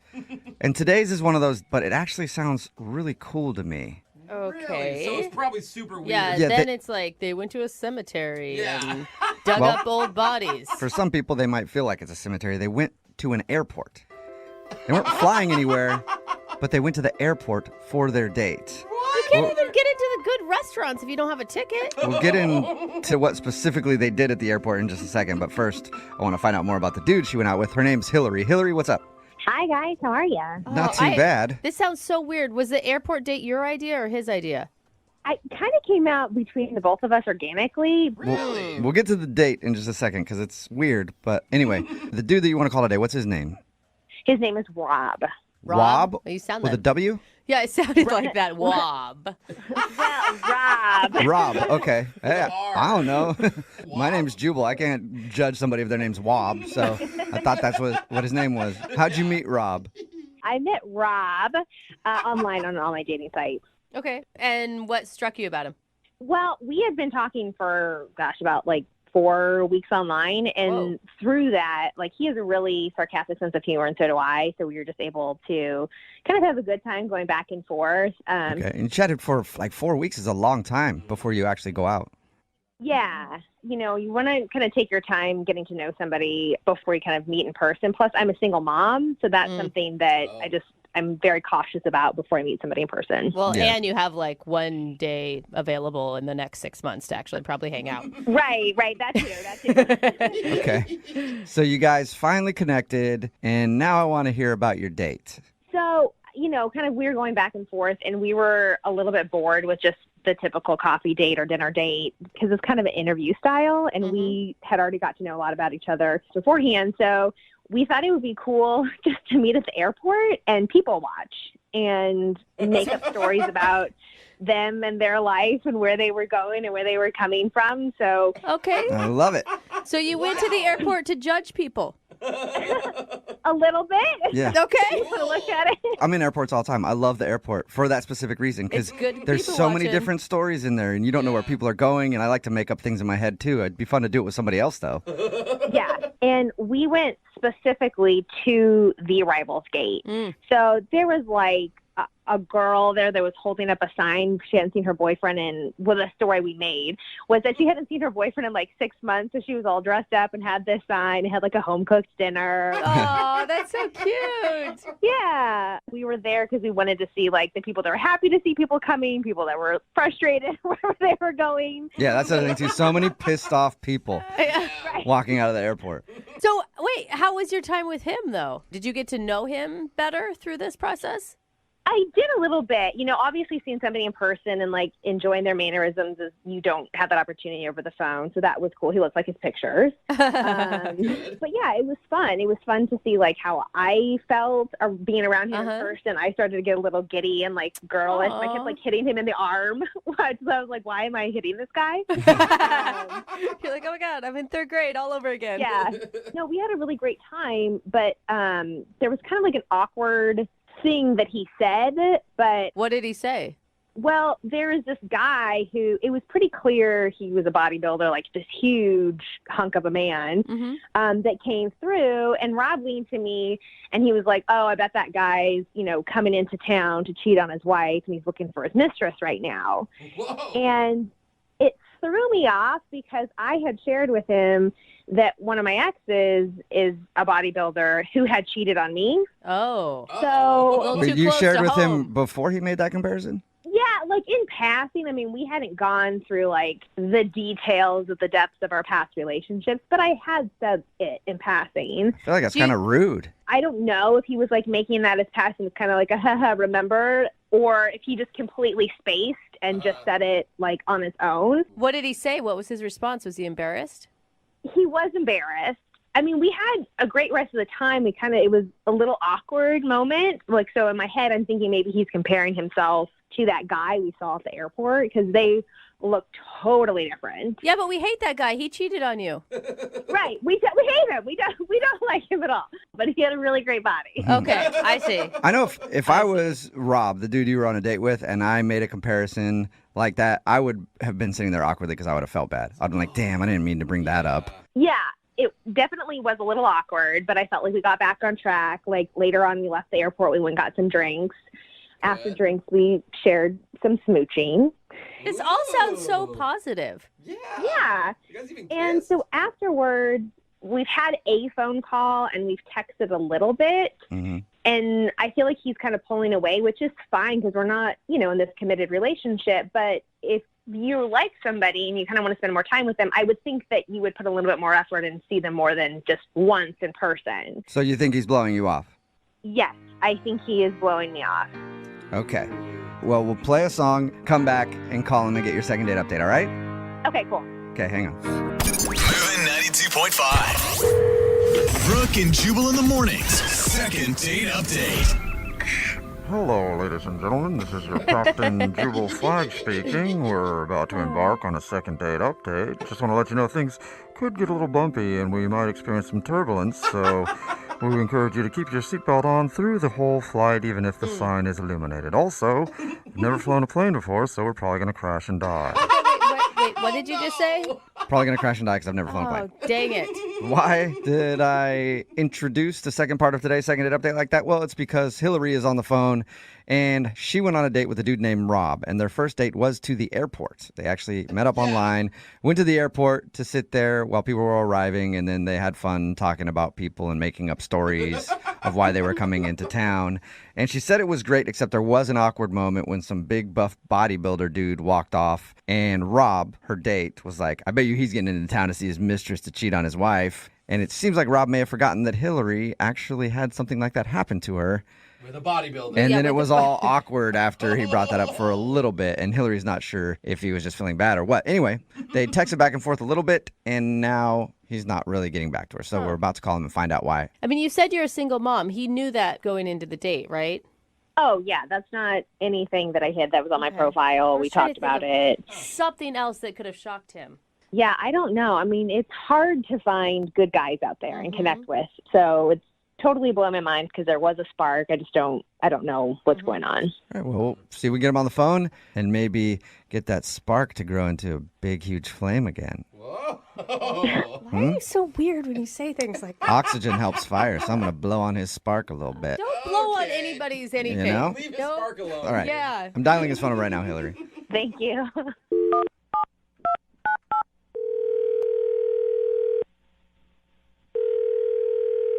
Hello. Hi, is this Rob? Yeah, this is Rob. Who's this? This is Jubal from the radio show Brooke and Jubal in the Morning. I'm not interested if you're trying to sell me something or... No, I promise you I'm not trying to sell you anything. I'm calling from a radio show. Why are you calling me? Because we do a segment on our show. It's called the Second Date Update, and you went out with a woman named Hillary recently. Yeah. Yeah. Oh, wow. Okay. What a positive response, Rob. So Hillary emailed us and told us about your date, and we said that we would try to figure out what happened. Do you have a minute to talk about that? I guess so. Okay. Yeah. Well, she said you've texted a little bit and you've talked a little bit on the phone. Are you blowing her off? I mean, yeah, I guess so. I mean, Now I that don't you know bring how it to say up. this, but yes, I am. It sounds like, I mean, from her description, you guys had a lovely time and a great connection. We did. I mean, Hillary's, she's a really cool lady, and I liked spending time with her that day. I just don't really see a future with us, though. Can you tell us why? She really wants to know. I mean, I don't want to hurt her feelings. This isn't probably the best place to, get into that. Yeah, but it's the place she chose to do it. Before anybody does a second date update, we always tell them they might hear something they don't want to hear. And she sounds like a really strong, confident woman. I mean, even if you do hurt her feelings, I don't think you're going to destroy her or anything. Yeah, she is. You're right. Okay, every time we've been in contact, it hasn't been so good, like every time. What does that mean? So when we met on our date, she brought a box of Girl Scout cookies because she has a daughter who is selling them. And so I'm like, yeah, okay. And I bought a box. Okay. But, like, every time we've talked, like in the phone call and in all the text, like, she brings up the cookies every time. Do you want another box of cookies? You know, would you like more cookies? You know, it's like, enough of the cookies, you know? She's just trying to sell you Girl Scout cookies nonstop. What? Every time we've talked. So wait, you already bought a box and then she wants you to buy more? Yeah, I mean, I've never dated anyone with a kid before, but I tell you what, if they're in the Girl Scouts, I mean, I love kids. That's not a big problem. If they're in the Girl Scouts, I'm not interested. Okay, wait. Scam. Rob, maybe she's just using it to, I don't know, have something in common with you because you obviously enjoyed the Girl Scout cookies, like a way to like jumpstart conversation. Listen, we've talked on the phone once and we've texted numerous times, and every single time she's bringing up these damn thick mints or whatever they are. I don't even know what they are. Thin mints. Thin mints. But I wish they had thick mints too. Yeah, they should. So she's just like a crazy Girl Scout mom. Oh, well, hey, you called her that. I would never call her that, okay? You said that, not me. I'm just saying I don't want any more cookies. Okay. Well, Rob, we can give her that information because she's actually on the other line listening and wants to talk to you. Well, no, that's not true, Hey. is it? Yes, it is true. Hey, Rob. It's Hillary. Hey, Hillary. Well, I didn't know the Girl Scout cookies were such a prominent part of our conversations. I'm sorry for that.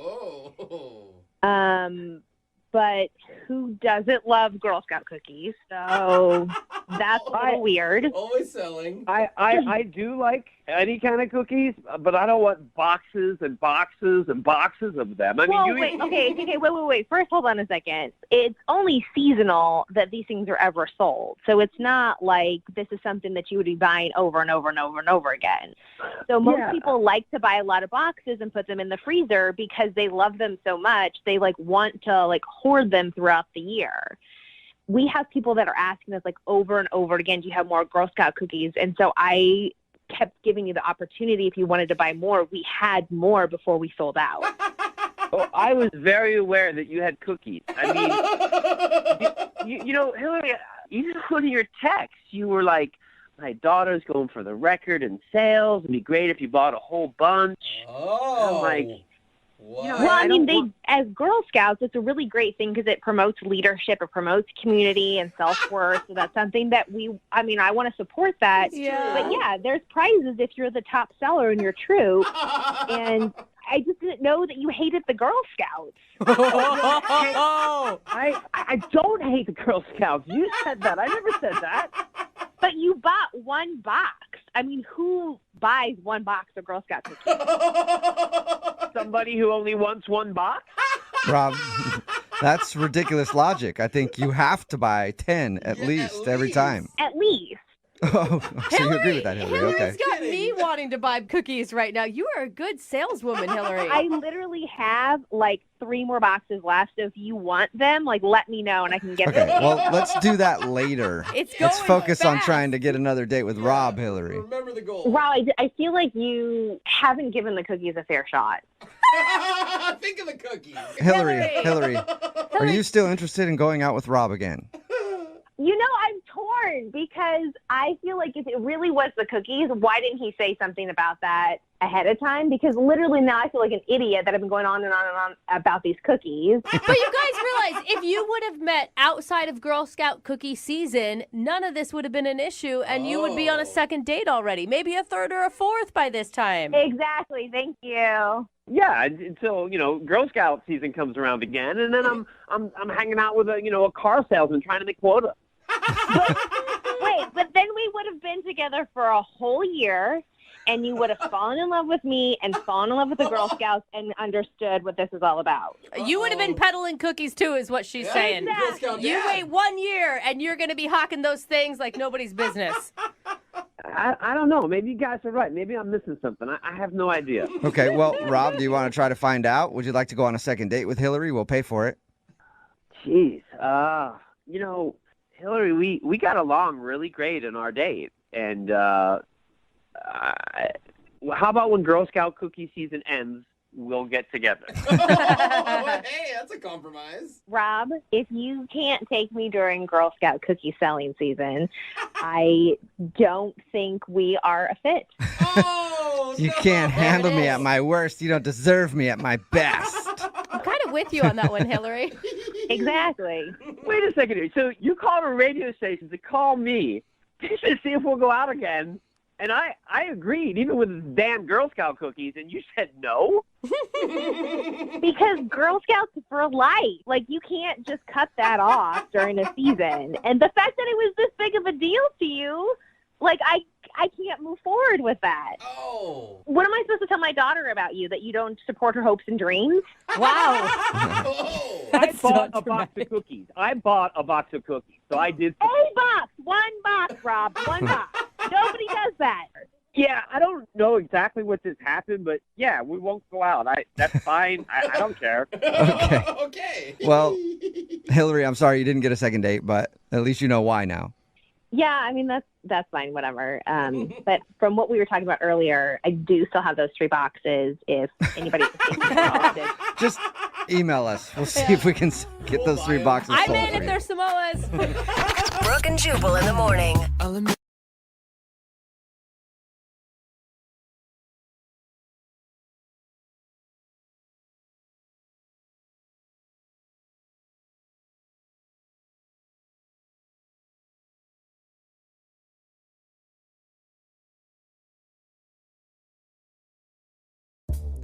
Outside of nightclubs, where are the hottest places to meet eligible singles?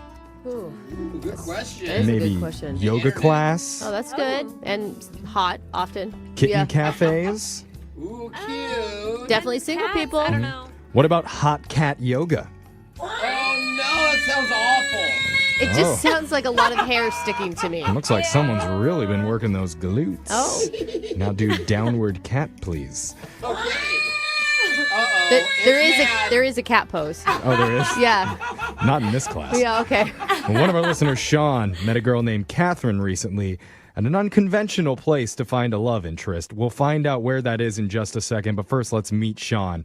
How's it going, man?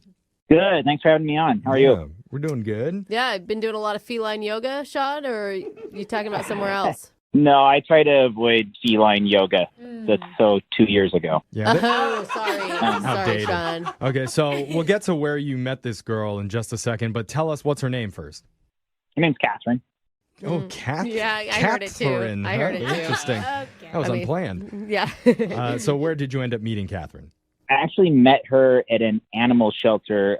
We both volunteer there. Oh, that's so cute. What a great way to meet someone. Right? I originally started doing it just because I moved to the area and I knew absolutely nobody and I just wanted to kind of get to know the neighborhood. It wasn't necessarily a ploy to like meet a girl, but just to kind of meet people. Yeah, I don't feel like you're going to be meeting a lot of people at the animal shelter that are necessarily, date worthy. No, but you do meet good people. Yeah, definitely. Hearted people. So wait, did you get to spend a lot of time with Catherine, or was this the first time you had met her when you guys decided to go out? Well, no, we actually ended up kind of on the same schedule. Okay. And so we were always together on it. And I was like trying to impress her at one point because there's this like kind of rascally dog named Barnaby who... Oh, Barnaby. Yeah, Barnaby was we got him off this kill shelter list. But honestly, maybe you should have stayed on it. I don't know. Wait, you can't say that, I don't think. Whoa. He's fine. I'm very, very glad that he's not. But I'm like, oh, I get it. So wait, what does Barnaby have to do with you impressing Catherine? Yeah, I mean, most dogs know to like go outside or go to the lawn or something. Like anywhere in the world is the toilet for Barnaby. And so it's a lot of responsibility. And so I have, if chivalry is not dead, I have volunteered every time she has Barnaby or I have Barnaby, I clean up after him. Oh, good man. Wow. It sounds very romantic, She's for like, sure. you guys, you wouldn't believe it. This guy cleaned up after Barnaby. Yeah. Yeah. Okay. So what did you guys end up doing? Like, did you ever go out on a date together? Yeah, so we started like kind of hanging out after our like shift was up and just kind of chatting. And then we went out. Like the first time was just for a drink, but we hung out a lot after. And then we went out a second time, kind of like, I guess it didn't totally count as like dinner and drinks, but it was like we ordered some appetizers or whatever. Did it feel like a date? Yeah, I feel like we had some chemistry, and I also feel like I've got a decent gauge for this kind of stuff. Like I know when if I've fallen in a friend zone or something, I'm like, all right. Yeah, I feel you on that. Yeah. What happened was that she stopped volunteering. Oh. And then so I just didn't see her on the next shift. And then I was like, well, I can't really be like, where are you? I'm not in that territory yet. And so some days go by. And I called her, but then I like didn't leave a message. I'm like, what am I in 8th grade? I just like hung up after, I don't know. But yeah, so I like called and then nothing from her. So it's like on one end, I'm like, did something happen to her? Or I'm just kind of scratching my head. So she didn't ever tell you like, hey, I'm really busy. I'm not going to be able to volunteer for the next couple months. No, there was nothing. It was just nothing. Huh. That's interesting. What was the last interaction you guys had together? It was after the second date, and we were like in the parking lot. Like we both met there in our cars, so we left separately as well. And we planned on doing it again. And I'll see you at the shelter. And it felt like there was going to be a continuous. Okay. Okay. So you've tried calling her, you've tried texting her, and nothing. Yeah. Have you checked any of the local hot cat yoga classes? Because she may have signed up for one of those. I might result to that if we don't get anywhere today. Okay, well, let's try this first. We're going to play a song. We'll come back. We'll call Catherine for you, and we'll try and get you your second date, all right? All right, cool. Thank you. Okay, hold on. Just tuning in, this is a little different than the traditional second dates that we do, because one of our listeners, Sean, wants to call a girl named Catherine, who he met while they volunteered together at an animal shelter. And they never went out on an official date, but they have hung out a couple times after their shift. They've had a few flirtatious moments together, too. No kisses or anything like that. But lately, Catherine stopped showing up to the animal shelter altogether and stopped responding to Sean, too. And he does not know why, so he's emailed us in the hopes that we can help. Now, Sean, over the last few days, you must have been thinking about explanations for Catherine's behavior. Like, what's going through your mind? I guess anything from like something completely outside of me happened is like a natural idea. Oh, okay. Or I did something that I'm completely unaware of. You think that maybe that dog, Barnaby, got jealous? And he moved in with her and told her some lies about you? That's where the term dirty dog comes from. Barnaby did you dirty. Frickin' Barnaby. Yeah. Well, maybe we can figure this out for you. I mean, it sounds like you're a really nice guy and you guys had something. I think we did, but something. I don't know what it was. Not necessarily a love connection, but it was something. Something that made her transfer shelters. Yeah. Sticking with hope right now, Jeffrey, okay? All right. I'm ready to call her. Are you ready to do this, Sean? I am. Okay. All right. I'm dialing her number right now. Here we go.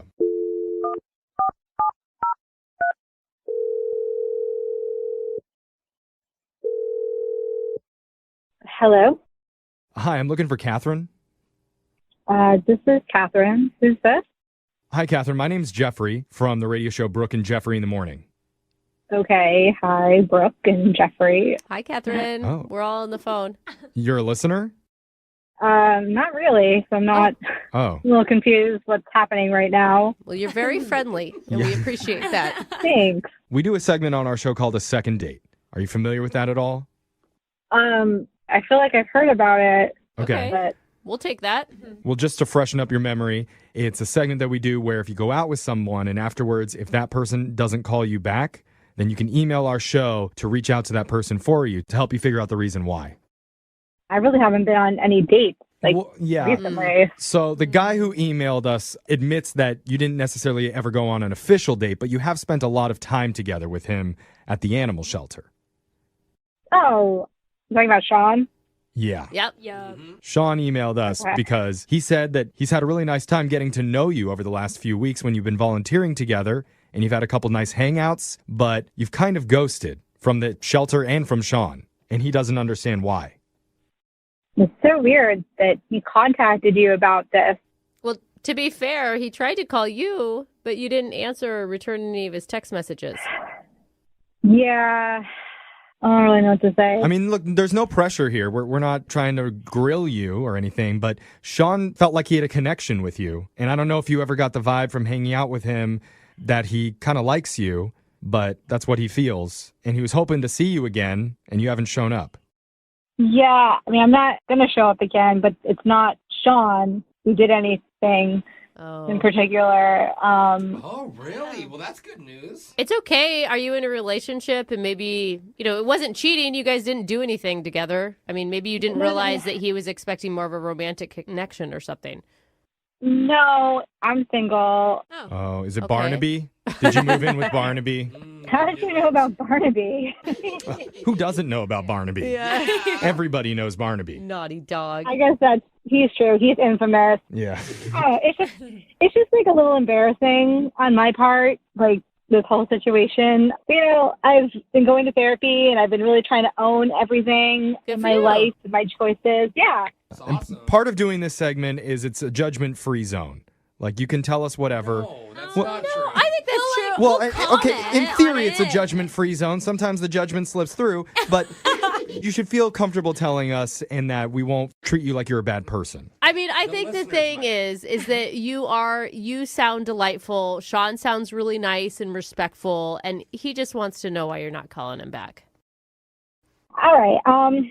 It's just that I went to court the other day and I don't have to do my community service anymore. So that's why I haven't been at the animal shelter because it was court mandated. Oh, you're a criminal? Can we still Okay, not sorry, judge her? sorry. Judgment-free zone has been canceled. I've dated felons before. What did you get in trouble for? What are you in for? It's not like super serious. I mean, they call it stalking more or less. Call it stalking. Stalking? Stalking? Okay. Oh. I think Sean was probably hoping for shoplifting, but Who are you stalking? It was like an ex-boyfriend. We kind of had a falling out. He kind of went a little crazy thinking I was trying to stalk him. Oh, he went crazy. I can resonate with that. I mean, it's in the past. There's still a restraining order against me, but, I moved past it. I don't really see it as anything. Like, I don't plan to come within 600 feet of him. So I'm here moving on with my life. I've served my community, so, yeah. that's good. I think it's commendable. You're willing to change. Yeah, and I think you know who else hopefully thinks it's commendable is Sean, because Sean's been on the other line listening and he heard everything that you just said. Sean, you there? Yeah. Okay? See? Yeah, everything's fine. What do you think, Sean? I just didn't peg her as but she's going to therapy, so that's maybe something she doesn't do anymore. It sounds like you're processing out loud right now, You and sound that is scared. good. This is what Brooke That was is trying to good. tell us. His reaction is something. Yeah. We don't know yet. Something's happening. Catherine? There's like, cool, Sean, that you reached out this way. Like, this is awesome. I mean, I didn't realize how much you liked me, and I mean, I like you too. Oh, good. Oh, you do like him? Yeah, she might even show up at your work later uninvited. Yeah, I mean, and it's not just something I wanted, I didn't want to weird you out, but I mean, maybe since, like I said, my therapist is really saying I need to own everything and own my life and my choices, and I'm working past it. So this is really helping. I mean, I see why you didn't open with this information. It seems like there might be kind of like an on switch or an off switch. Like you either don't return anyone's calls or the exact opposite and you're sitting outside. I mean, I'm not like a murderer or anything. I mean, I feel like... Well, that's nice. Yeah, she loosens the noose right before you pass out, dude. I mean, just first degree assault. No, come on, you guys. In Catherine's defense, we've all been in relationships where you're just in the relationship with the wrong person, and it brings out the worst in you. Not even okay? that. Most women stalk people. Not everyone just gets caught. Okay, well, Alexis has a different opinion, but but I think the thing is, you've been in an unhealthy relationship before, right, Sean? Yeah, I understand the few months of aftermath where you have a little to drink and you check up on them on Instagram or something. Yeah, totally. A court-ordered community service, huh? But I did it. I didn't run out on it. I mean, there's no warrants for my arrest, so... That's good. That's good. No warrants, and you're not going to murder anyone. Check, check. Yeah. All said and done, I mean, I know, like, you feel like I ghosted you, but, like, if you want to hang out again or go on, like, a real date, I can't really go on, like, a date right now. I'm on house arrest, but, I mean, if you want, you can just, like, come to my house and we can have dinner at my house. We can order takeout or I can cook. That's great information, Catherine, but let's circle back to the house arrest. Yeah. Why are you on house arrest? I thought you served your time. Hi, dude. It's for like another misdemeanor. Oh. They're giving me like more hassle. I don't think you get house arrest for misdemeanors. Maybe it's like a little bit above a misdemeanor, but it's really just more of a hassle. It's like really an inconvenience for me. And I mean, it's almost over. So it's like not a big deal. Again, like I'm moving past everything. All right. Well, we're on the up and up. Something is happening, and that something is me asking Catherine. I know this is just a formality since you already asked Sean, but I need to ask you first. Would you like to go out with him one more time, and we'll pay for it? Stay in with him, and we'll pay for it. Oh, that's right. Yeah. You stay in your house, and we'll have something delivered to you. I would love to, again, like I know there's a lot of great takeout spots around me, so I'd love to. All right. You got a yes. Sean, are you still up for this? The house arrest thing puts like an interesting little wrinkle in this. I was just getting over the community service, and that took a few minutes. Mm-hmm. So now there's another layer. I do like that if I came over that I could leave and you couldn't follow me. I mean, she's allowed conjugal visits, so that's a positive. Is it weird that the thing that I'm most scared about is that the ankle bracelet is temporary? You want it to be a permanent thing. I mean, if you're into kinky things like that, I mean, I couldn't get it to rain. Oh. Okay. Oh, she is a bad girl. I mean, it sounds like you're going to have a fun night, Sean. Yeah. I mean, I guess in the past I've been a little bit more excited to be invited over to a girl's place. Okay, you're waffling a lot here, Sean. I need a yes or no. Answer the question, Sean. It's either yes or no. There's like no in between, all right? Yeah, Sean, don't make her mad. Come on. Like I have all the time in the world to kill. Ooh. Oh, no. Weird choice of words. She got a first for blood. Oh. You guys, poor Catherine. Like, I'm kidding. I mean, kind of, but like, I'm a wild card. Let's roll the dice and see what happens, all right? I mean, I believe you. It was nice knowing you, Sean. All right, so that sounds like it's a yes to me. It does. Yeah. It's as close as we've gotten. I want you guys to call me at a certain point. Okay. And if I don't pick up, send police over. Okay. 92.5. Brooke and Jubal's second date update. I'll admit I've been drunk on a few dates in my time. A few? And it's always fun when you get really hammered and you like try to pick a fight with the waiter because you think he looked at you funny and they're kicking you out. You're like, I'm not that drunk. You can't kick me out of this place. That sounds fun. It's kind of what happened to Bethany, who's on the phone with us right now. She got hammered on her first date. Bethany. Isn't that right, Bethany? No, I did not get drunk. That's the whole point. Yeah, right. I was reading your email. It sounds like you got wasted. Stop. I did not get drunk. Yeah, right. But you sound drunk right now, Bethany. I'm not going to lie. No, I'm just a happy person. All right. Well, we'll talk to you a little bit about your date. First of all, who's the guy that you want us to call today? His name is Robert. Robert. Okay. And what did Robert think about you getting absolutely faced? I did not get drunk, okay? All right. We went wine tasting, and I mean, yes, I did swallow a couple of sips of wine. Thank you for finishing that sentence. Right. Well, your email said that you think he might have thought you were drunk, and that's why he's not calling you back. Yeah, because I got this, like, rampant case of the hiccups, and I could not get rid of them. I was trying to hold my breath, and I kept hiccuping, and I started laughing. That sucks whenever you, even if you're drinking or not, just when you can't get rid of the hiccups. And that would be embarrassing on a first date. Yeah.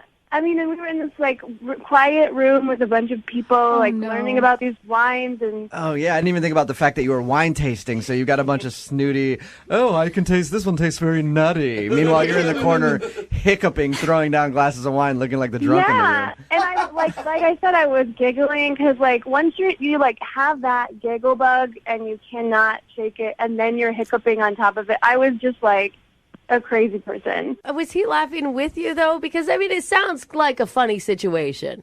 At first, he was like, oh, my God, I can't believe, you have the hiccups, and, like, it was kind of a silly thing, but they would not go away. And I think that by the end of it, he thought that I was, like, really drunk. I mean, if you had seen, like, these sips of wine, like, there's no way, even if I had drank all of them, that I would have been that wasted. Up until the point when your hiccups started, how was everything going? Great. I mean, he was just such a gentleman and very sweet.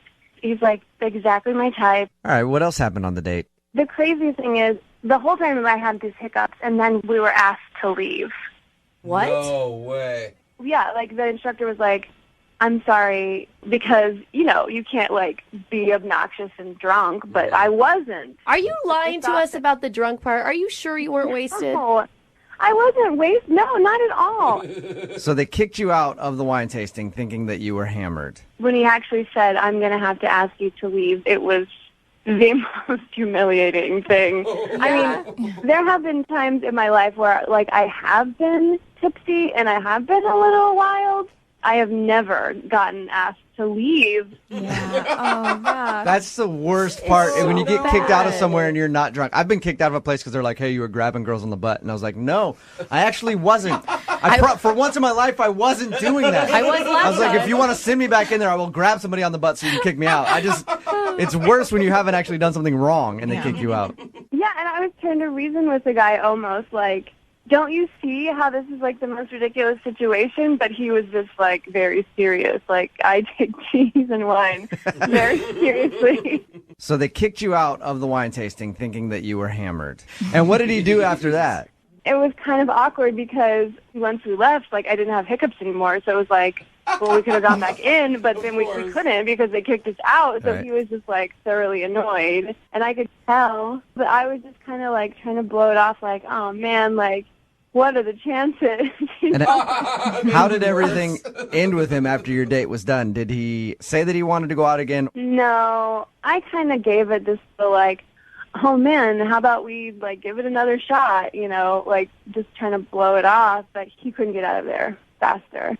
Oh. So when we get him on the phone for your second date update, do you think that he's going to be open to going on another date with you?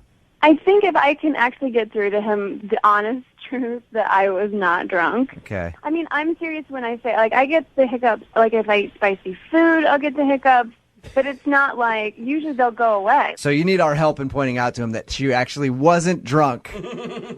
Right, yes, please. Have you tried to explain to him since your date? I sent him a couple texts, but I didn't want to look like a crazy person. And did he respond to anything? No, he didn't. You haven't heard a word from him? No, I haven't since that night, since our parting hug. All right. So he's obviously didn't like something about your date. No, he didn't. Okay. Well, play a song, come back, get him on the phone, and get your second date update, all right? Okay, great. All right, hang on. Moving 92.5. Brooke and Jubal in the mornings. Second date update. The goal of today's second date update is to call a guy and convince him that his date wasn't absolutely hammered during their first date. Bethany, you about ready to give him a call? Yes, I am. All right, here's my advice to you. Before we make the phone call, get hammered right now. Yeah. Get as drunk as you possibly can. That way, when we get him on the phone, I can be like, see, this is how she sounds drunk. She wasn't drunk on your first date. Well, don't you think that would decrease my credibility significantly? It could, but it'd be fun for me. That's all that matters. If you're just tuning in, Bethany wants us to call this guy named Robert. They met online. They went to a wine and cheese tasting. She got a fit of hiccups, halfway into the thing. And they ended up getting kicked out because the guy who was running it thought she might be drunk. And now she thinks that Robert isn't calling her back because she got hammered on their first date. So our goal is to call, get him on the phone, and convince him that you aren't a drunk mess. Are you ready to go, Bethany? I am ready. All right. It's kind of ironic how a drunk mess is calling to convince somebody else. That Yeah, I know. You Takes called the one right to place. know one. If there's anybody that have had to do a lot of damage control after being drunk, it is me. So you called the right place, Bethany. All right, I'm going to dial the phone number right now, see if we can get him on the phone and hopefully get you a second date. Great.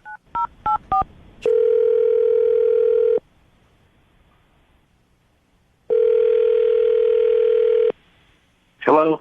Hi, can I speak to Robert, please? Yeah, this is Robert. Hey, Robert, how you doing? This is Jubal from Brooke and Jubal in the Morning. Sorry, from where? Brooke and Jubal in the Morning? The radio show?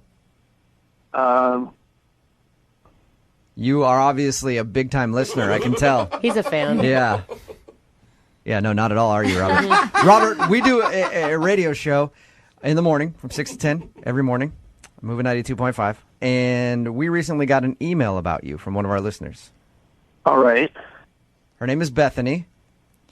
She told us about your date and also told us that you haven't been returning any of her phone calls after your date. So we said, hey, why not let us call Robert, see if we can get him on the phone, and find out if you did something wrong. Okay.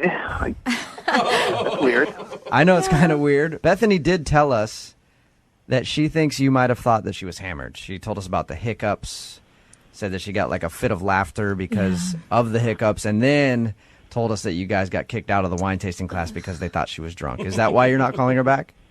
I mean, she was definitely tipsy. There's no question Okay. about that. You know, none of that was good, but, you know, in between the jugs of wine she was drinking, she leaned over to me and said, "The instructor reminds me of my ex-boyfriend." Oh. no. All right. That's Talking never about cool, your ex dude. during a first date. Talking about your ex during any date kind of sucks. Yeah. That's understandable, It kind Robert. of sucked, but the weird part was the instructor was like 65 years old.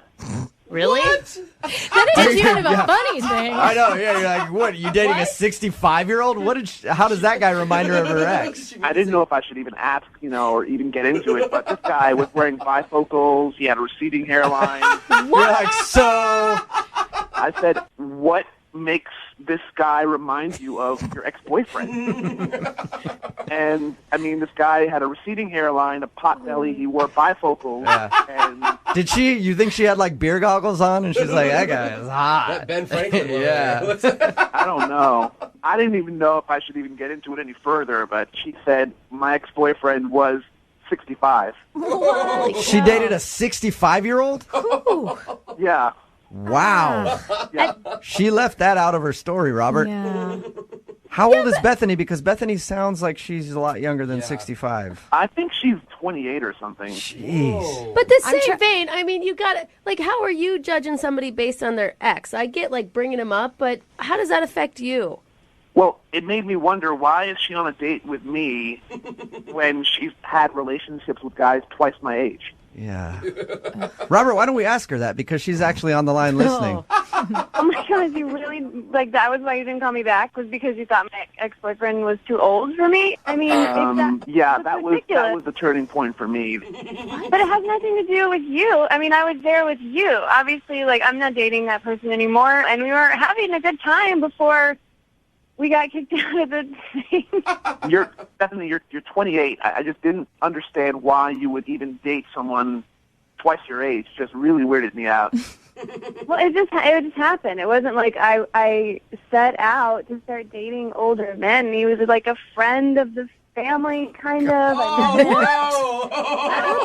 That's worse. You know, like, Harrison Ford is, like, handsome, no matter how old he is. I didn't ask you about any of your exes because it didn't matter to me. Yeah, and Robert, don't you have some crazy, stupid people that you've dated in your past that I'm sure if she found out about, she could judge you for? I suppose, but they certainly were in my age range. So. Yeah, none of them were about to collect Social Security. I mean, also, Bethany, you got to think you offered up that information. He wasn't necessarily asking. Well, I guess I did. But it was just like a funny thing. Like, I was already laughing. I was already like... Totally. It was kind of like the instructor was like getting mad at us and like looking like over his glasses at me. And I was like, kind of like that, ooh, he reminds me of my ex. Oh, my God. See, that's gross. I don't want to be thinking about 65-year-old dudes with walking canes and bifocals. It wasn't like that. Like I said, he was just older, and I liked him, and I liked you. And so what's the problem? Older is, maybe 40. I mean, I can understand that. But this guy was getting near retirement age. I mean, this guy is probably playing bingo on Wednesday nights or something. I don't know. Oh, my God. I can't even. You have no idea. Age is just a number. It's just I like you. So it doesn't even matter.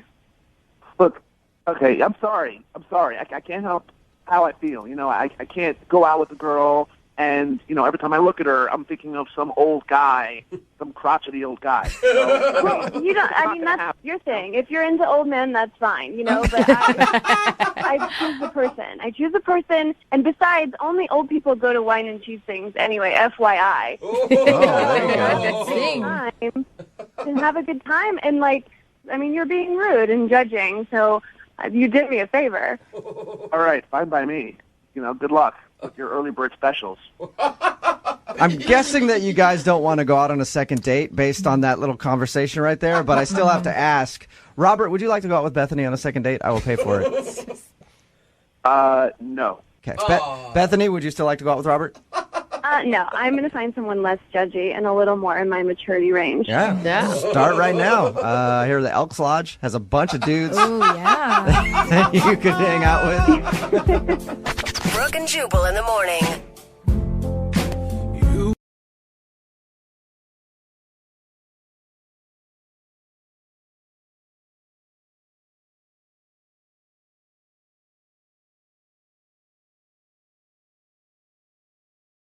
Brooke and Jubal's second date update. I cannot tell you guys how excited I am to finally get this second date update done. Really? Yeah. No. You're rarely excited, especially This is- about relationships. Probably one of the worst or best ideas I've ever had. Oh. I'm so confused. Okay, do we know this person? Yes. You know both of these people. Oh, no way. I was able to set up a date between two of the best second daters of all time. It took Oh my God. so much work. It was not easy. Oh my God. You guys remember Crazy Sarah? Oh, yeah.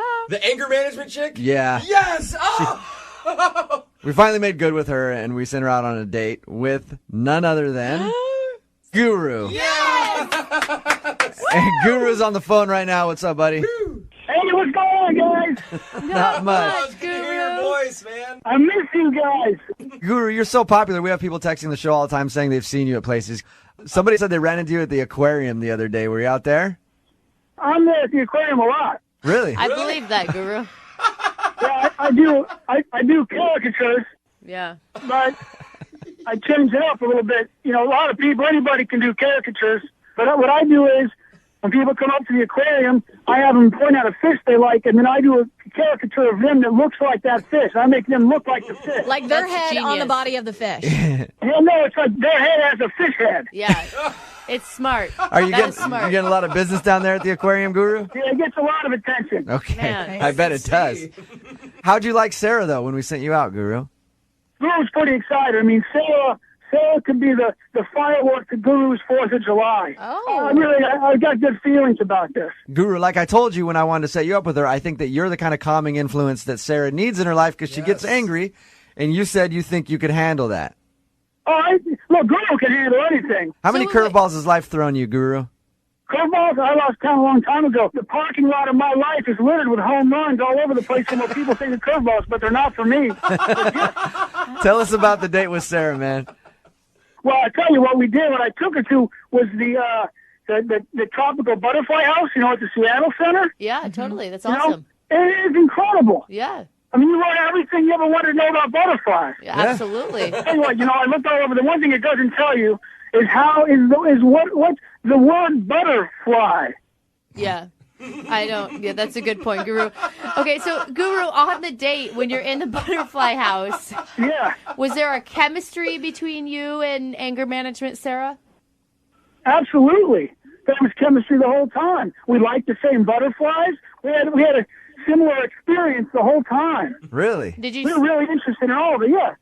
You know we love you, but sometimes you tend to think a girl is into you when she's not really feeling you. You sure that you guys had a connection? No, I'm sure. Okay. Okay. So Guru had the idea. We took a bus down to Soto to the Costco. Ah, the first. You took a bus to Costco on the first date, huh, Guru? Wow. How did you propose that to Sarah? Well, I just said, hey, are you hungry? You know who's got great food? And I said Costco. And Sarah said she had stuff to pick up anyway, so Guru thought another perfect Guru moment. Set this one away. Another winner. I like it, Guru. They actually really do have delicious food. They do. Did you just walk around and get samples with her? What'd you do? Got a lot of samples. And, you know, I always want to stop by and get some of the chicken bakes and some of the very berry sundaes, which are, you know, my favorites there. I don't know what your favorites are. Yeah. And I don't have to tell you. Great value also. Yeah, you don't want to blow all your money on a first date, and those chicken bakes are delicious. I think that's a great place to take a date, Guru. I feel like Costco could be an easy escape for her at the end. Did she try to leave or anything, or did your guys' date continue? No, it continued. So then we were walking over by the tire section, which is a little dimmer than the rest of Costco. So Guru was feeling good about things, and Guru usually knows when the temperature is right. So So Guru gave Sarah a little kiss. Uh-oh. Really? But I should say Guru tried to give Sarah a little kiss, but she got a little feisty, a little fiery, and kind of, pushed Guru back a little bit. So she didn't want you. Guru might not be a butterfly, but Guru is a moth. And Guru saw that fiery response, and Guru just went straight back into it. Oh, no. So you, straight back. Guru, you tried to kiss her. She pushed you away, and by saying that you saw that flame and tried to get back to it like a moth, did you try to kiss her again when she said no? Yeah, it just made Guru want her more. Yeah. No. Hey, persistence is key, Guru. Yeah, but also no means no is still kind of a thing. And Sarah is scary. She has some serious anger problems. Winners aren't quitters. Winners are not quitters. Winners aren't quitters. Did she lose it on you, Guru? By whose standard? Not by Guru's standard. Yeah. What did she say to you when you tried to kiss her a second time? Well, she called me some names, and then, she thought that we should probably, probably time to leave. Sarah wanted to leave Costco, which I understand, not the most romantic place in the world if we're going to take this, boom, up to the next level. Yeah, for sure. So, did you leave together? Well, she suggested, maybe that we would take separate cabs, but I've got a buddy who drives the, the pedicabs, the bike carriages down by Safeco. The bikes? So I thought maybe we'd do that instead. I thought that maybe is more romantic. A bike carriage? That's not a national district. Wait, Guru, slow down. Somehow you got her in a pedicab. Was there a rope involved? No, just a rope of love. My friend took us through the international district. And it's not even a good part of town. We were having a nice time. Okay. And then things took a mysterious turn. No. And what does that mean? God. She jumped out of the. Oh my the God. cowboy was still moving. That's dangerous. But I bet you like that though. She's a risk taker, Guru. Oh, you guys. She lives right on the edge. Yeah. She'll risk anything, and I'll risk anything for her. I'll risk anything for love. Guru, did you say... Nothing Guru wouldn't do. Guru, clearly she got into the cab willingly, but did you say something to her that made her jump out? It's all such a blur, because I just saw her heels flying out of the pedicab, and then she was on the ground. Her dress fluttered, and then her heels went flying, and, she looked like a butterfly. And I was saying something about us both being butterflies together, and then she was gone. So she jumped out of the pedicab and out of your life. Well, not out of my life. At that moment, I said, I was frightened by it. It seemed so dramatic, but I was into it. Whatever she was trying to do, I was supporting it. But then she said, keep going and get medical help. So she injured. That seemed like the wise thing to do. She injured herself, Guru. Well, I didn't stick around to find out. I mean, if a woman says get medical help, Guru does go get it. Okay. So I don't know if she was injured, but when we came back 30 minutes later with an ambulance, she was gone. Oh, wait. That's a long time between... What? Did you walk to the hospital? No, my friend had a flat. He got a flat, so then I finally hailed police. It just took a long time. I'm glad I hooked you guys up, Guru. It sounds it sounds like it was another eventful day in your life. We cannot call this poor girl. Either that or we're batten down the hatches because we're about to unleash a storm. Oh, no. Best Guru. story ever. Guru behaved badly? Should I have done something different? No. What do you think? Yeah, no, dude. I think you did everything right. No. You know how it works. We're going to call her after this. You want to try to take her out again. You had a good time. Oh, Guru had a great time. Okay. And Guru knows. Guru knows when it's right. This is right. All right. But I'm getting nervous. I'm going to put you on hold. You know the drill. About 3.5 minutes. We'll come back, call her, and get your second date update. Oh, I'm starting to sweat a little bit, but it's happy sweat. Yeah. All right. Happy sweat. Hey, as long as it's the happy sweats, it's good, man. Hang on, okay, Guru? Yeah, okay. Moving 92.5. Brooke and Jubal in the mornings. Second date update. I'm still having trouble figuring out exactly what happened on the bike. We hooked Guru up on a date with another infamous second dater, Crazy Sarah. If you don't remember Crazy Sarah, this is a clip from the last time she was on.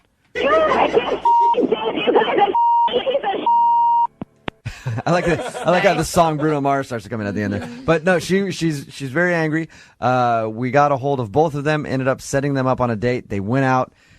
Guru took her to the butterfly exhibit at Seattle Center, then to Costco. On a bus. They took a bus to Costco. Costco. Hey, it's eco-friendly. Leave them alone. Chicken bakes. And then went on a pedicab, and apparently she jumped out of it or fell out of it. Well, said, go get help, and she was gone when he got back. We're leaving out the part where he tried to kiss her. She said no, called him some names, and he yes. went for it again. That's right. Thank you for bringing that up. What a half an hour time eclipse between him going to get help and actually helping her. This is a little different from most second date updates because, we set them up. She knows that we're about to call her because we said, hey, we need to get an update from you. Producer Boyd has talked to her. I've talked to her. We've calmed her down because she wasn't exactly super happy with everything. And we know she's a little fiery. Is there any one thing, Guru, that you think turns Sarah off from you? Well, I think Sarah has some fears and some doubts about things that Guru doesn't have. And that's why we wanted to set you guys up on a date. I figured you'd be the perfect balance for each other. She's a little fiery. You're a little laid back. You can help calm her down and show her a different side of life. Guru can be the stream to her tsunami. We can work this out. Yeah. There you go. I have no doubt. We can work this out. Are you ready to call your tsunami then? Oh, God. You just make Guru ready. All right. You just put me on the bull. Pick me up and put me on the bull, and let's ride. I'm ready. Hey, I'll put you on my back whenever you need, Guru. Oh, no. You ready for this? I appreciate it. Yeah, man. Guru loves you, Jubal. Hey, I love you. Well, okay. All right. Weird Now it's Here we getting go. Brokeback Mountain bull riding style. All right. Remember your slogan, Guru. Winners aren't quitters. Winners are never quitters. That's right. Don't quit, Guru. Come on. Hello? Hey, Sarah, it's Jubal. Hey, How's it going? it's okay. You doing all right since your date with Guru? It's over, so I'm doing great. Oh, you poor thing. We just talked to Guru, and of course, he told us about the date that he took you on. Apparently, he took you to the butterfly exhibit, Yeah? to Costco.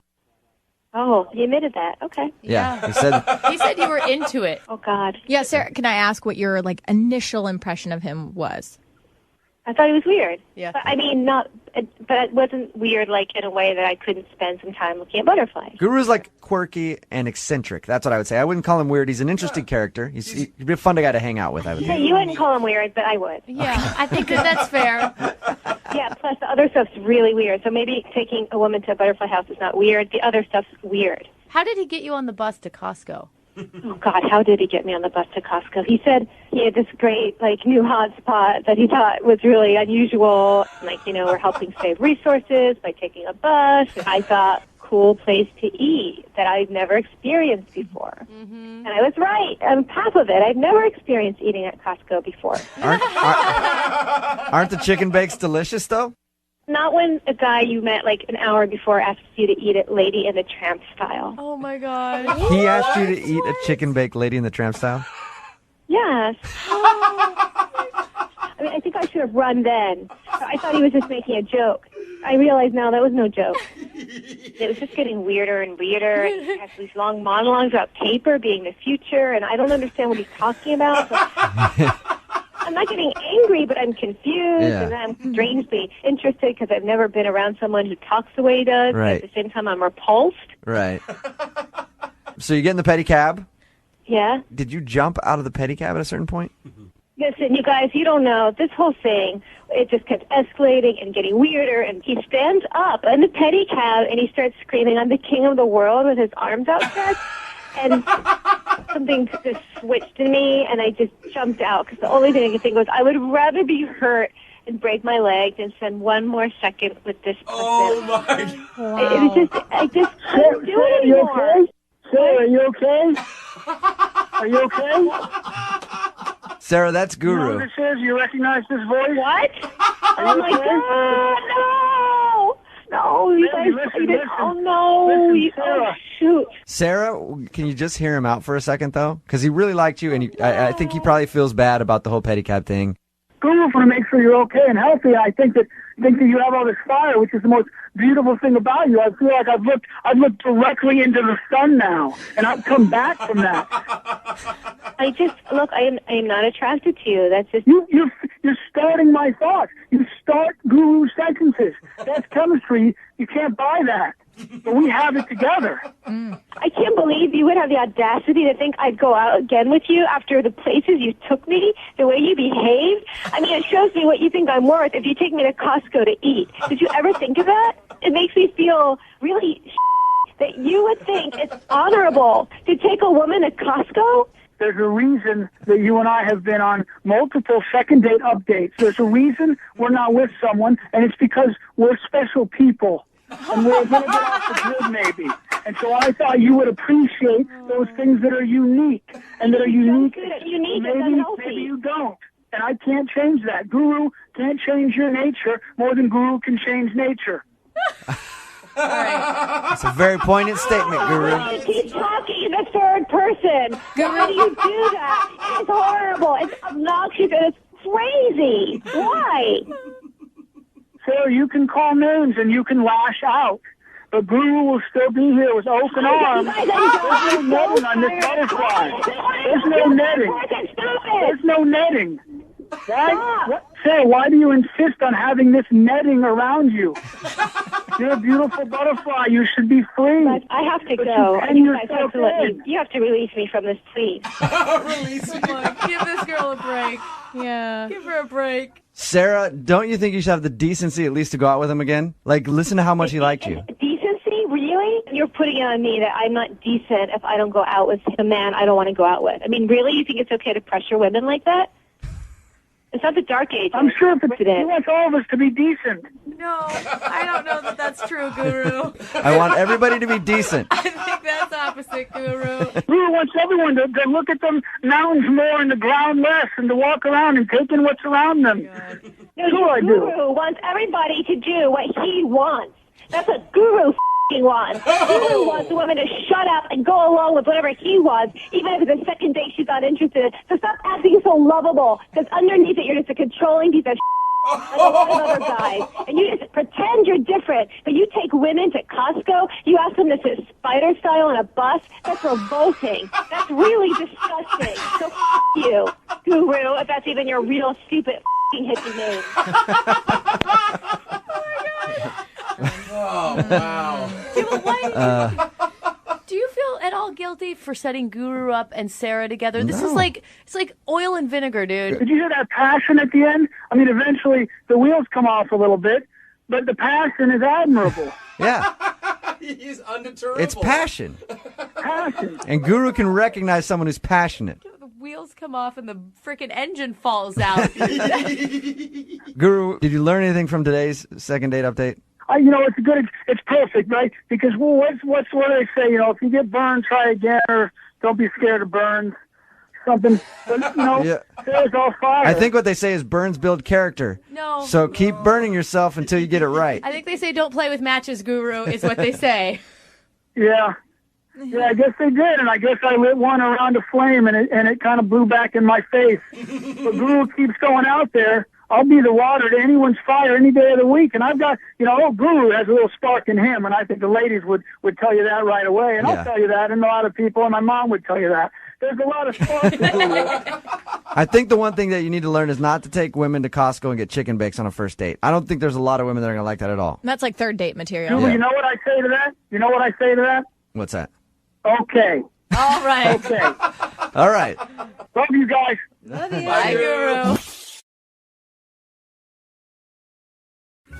Today's second date brings up a very important question. What is the timeline on how soon you can joke about somebody's dead grandparent? I think we got to figure it out. I think we should do it by maybe the age that they were when they died. Like if they were 80, got to wait 80 days before you make a joke. It's not actually a bad rule of thumb. Yeah, or maybe just don't joke around people's dead ancestors. But I also well, feel how like do you not, Jose? You have to at least throw a joke or two in there. You just got to make sure the timing is right. And Kurt, who's on the phone for a second date update right now, his timing was definitely not right. He went out with a girl named Angie. They went out to dinner. She was kind of a little down the whole time. And then she shared with him that she was feeling down because her grandmother had passed away recently. And then Kurt decided to make her feel better with a joke, saying, hey, my grandpa passed away recently. We should totally hook our grandparents up. Now they're single. And she didn't Yeah. find it very funny, and then the date ended very shortly after that. So we're about to give her a call. And Kurt, one thing we should do in this phone call is find out how old her grandma was, so we know when the appropriate time to make that joke is. Oh. Don't you think? That sounds good. No, Okay. you guys, stop bringing up the dead grandma. I mean, I think that this is your chance to like apologize and maybe say what you should have said when she said that. You've had time to think about it. Do you know what your appropriate response would have been after she said her grandma kicked the bucket? I would have just said, I'm really sorry to hear that. You know, if there's anything I could do, let me know, and then maybe change the subject. That's so good. God, hindsight is 20/20, isn't it? It's a much better option. All right, well, I'm going to dial her phone number right now and see if we can figure out why she's not calling you back, okay? Sounds good. All right, here we go.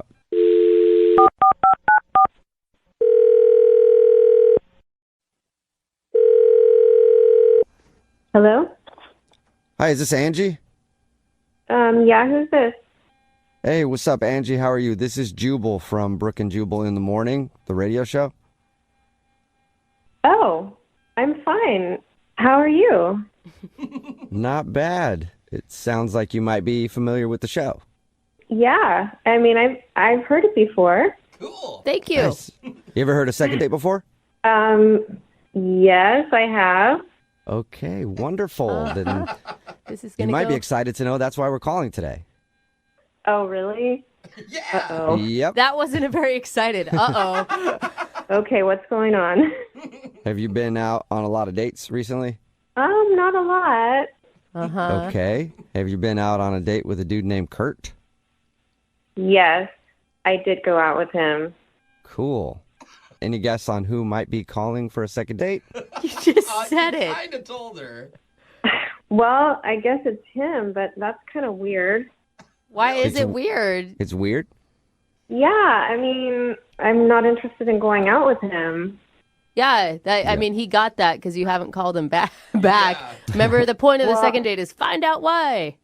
Yeah, but I guess he really didn't get it because he actually called you guys, which is weird. Yeah. Oh, so Yeah, you're saying that yeah. it should be obvious why you're not Yeah. calling him back. Yeah, I think so. I Okay. guess it's not though. Really? Is it the joke about your grandmother?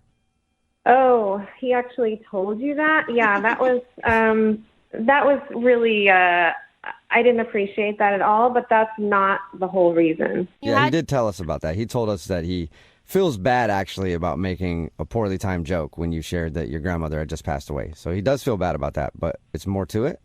Yeah.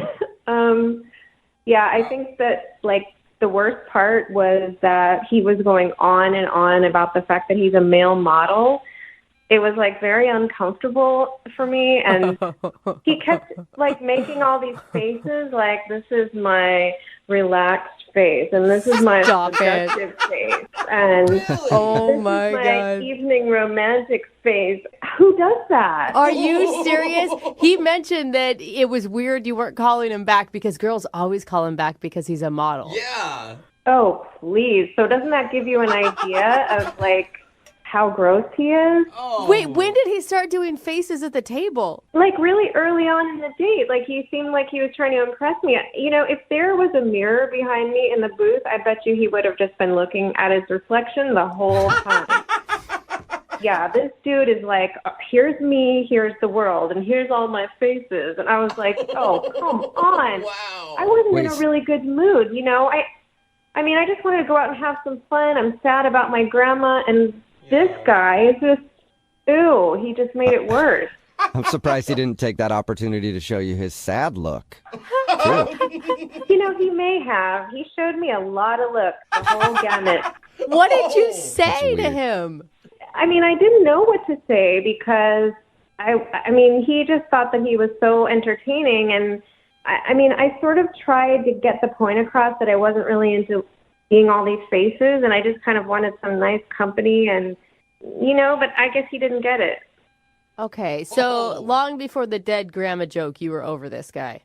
Yeah, I mean, that sure didn't help matters, but it's not the kind of guy that I want to hang out with, no. Well, Angie, thank you for being honest with us. Also, I want to let you know that I haven't been fully honest with you. What do you mean? Well, I mean that Kurt is actually on the other line listening to this and wants to talk to you.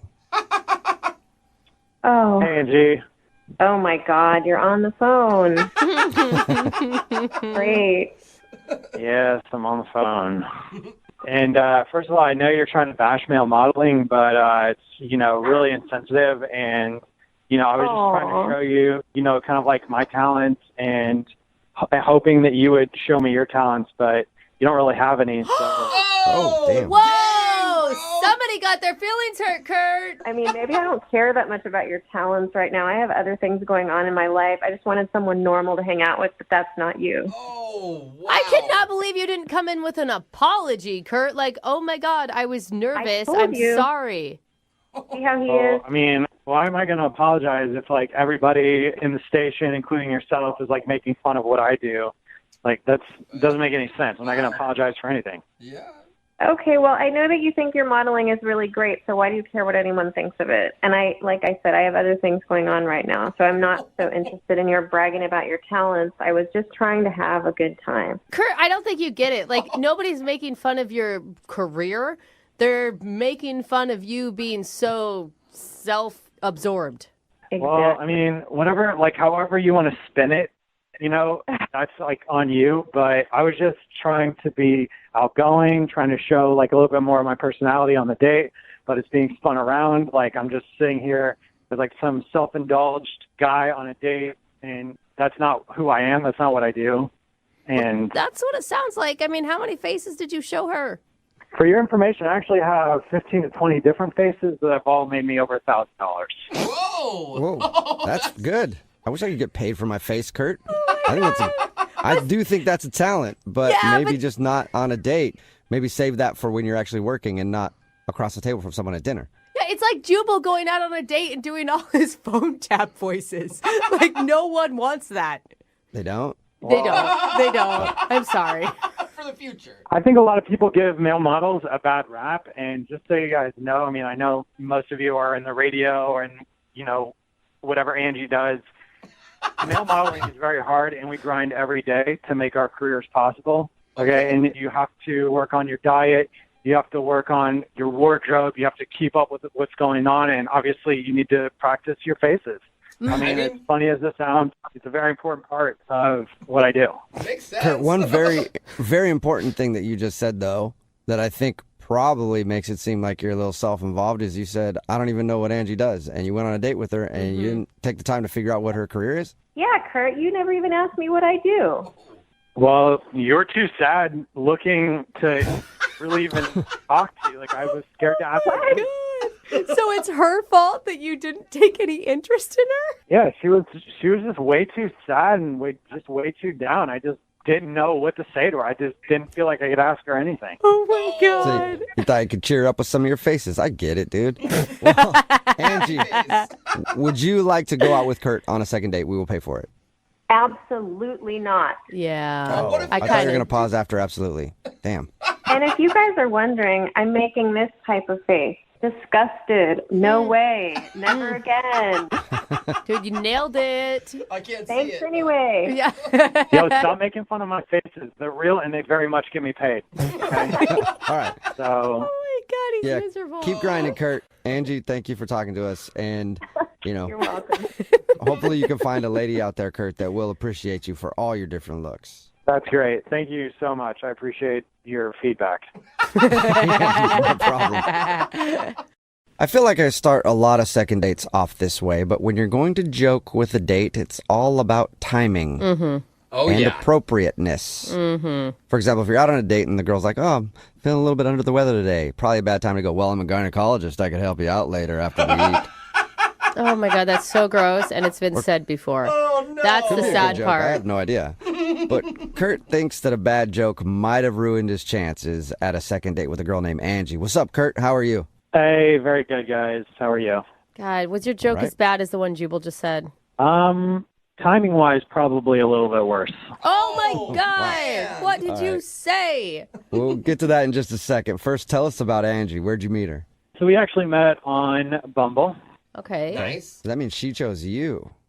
She did. Yeah. Okay. I feel like guys would go in with a lot more confidence knowing that they've been picked first, right? Absolutely. That's way different than Tinder. Yeah, definitely. I mean, and that's probably contributed to the poor choice of joking. I don't know. Okay. Oh, really? Yeah, you got too comfortable too quick. Too comfortable, too quick.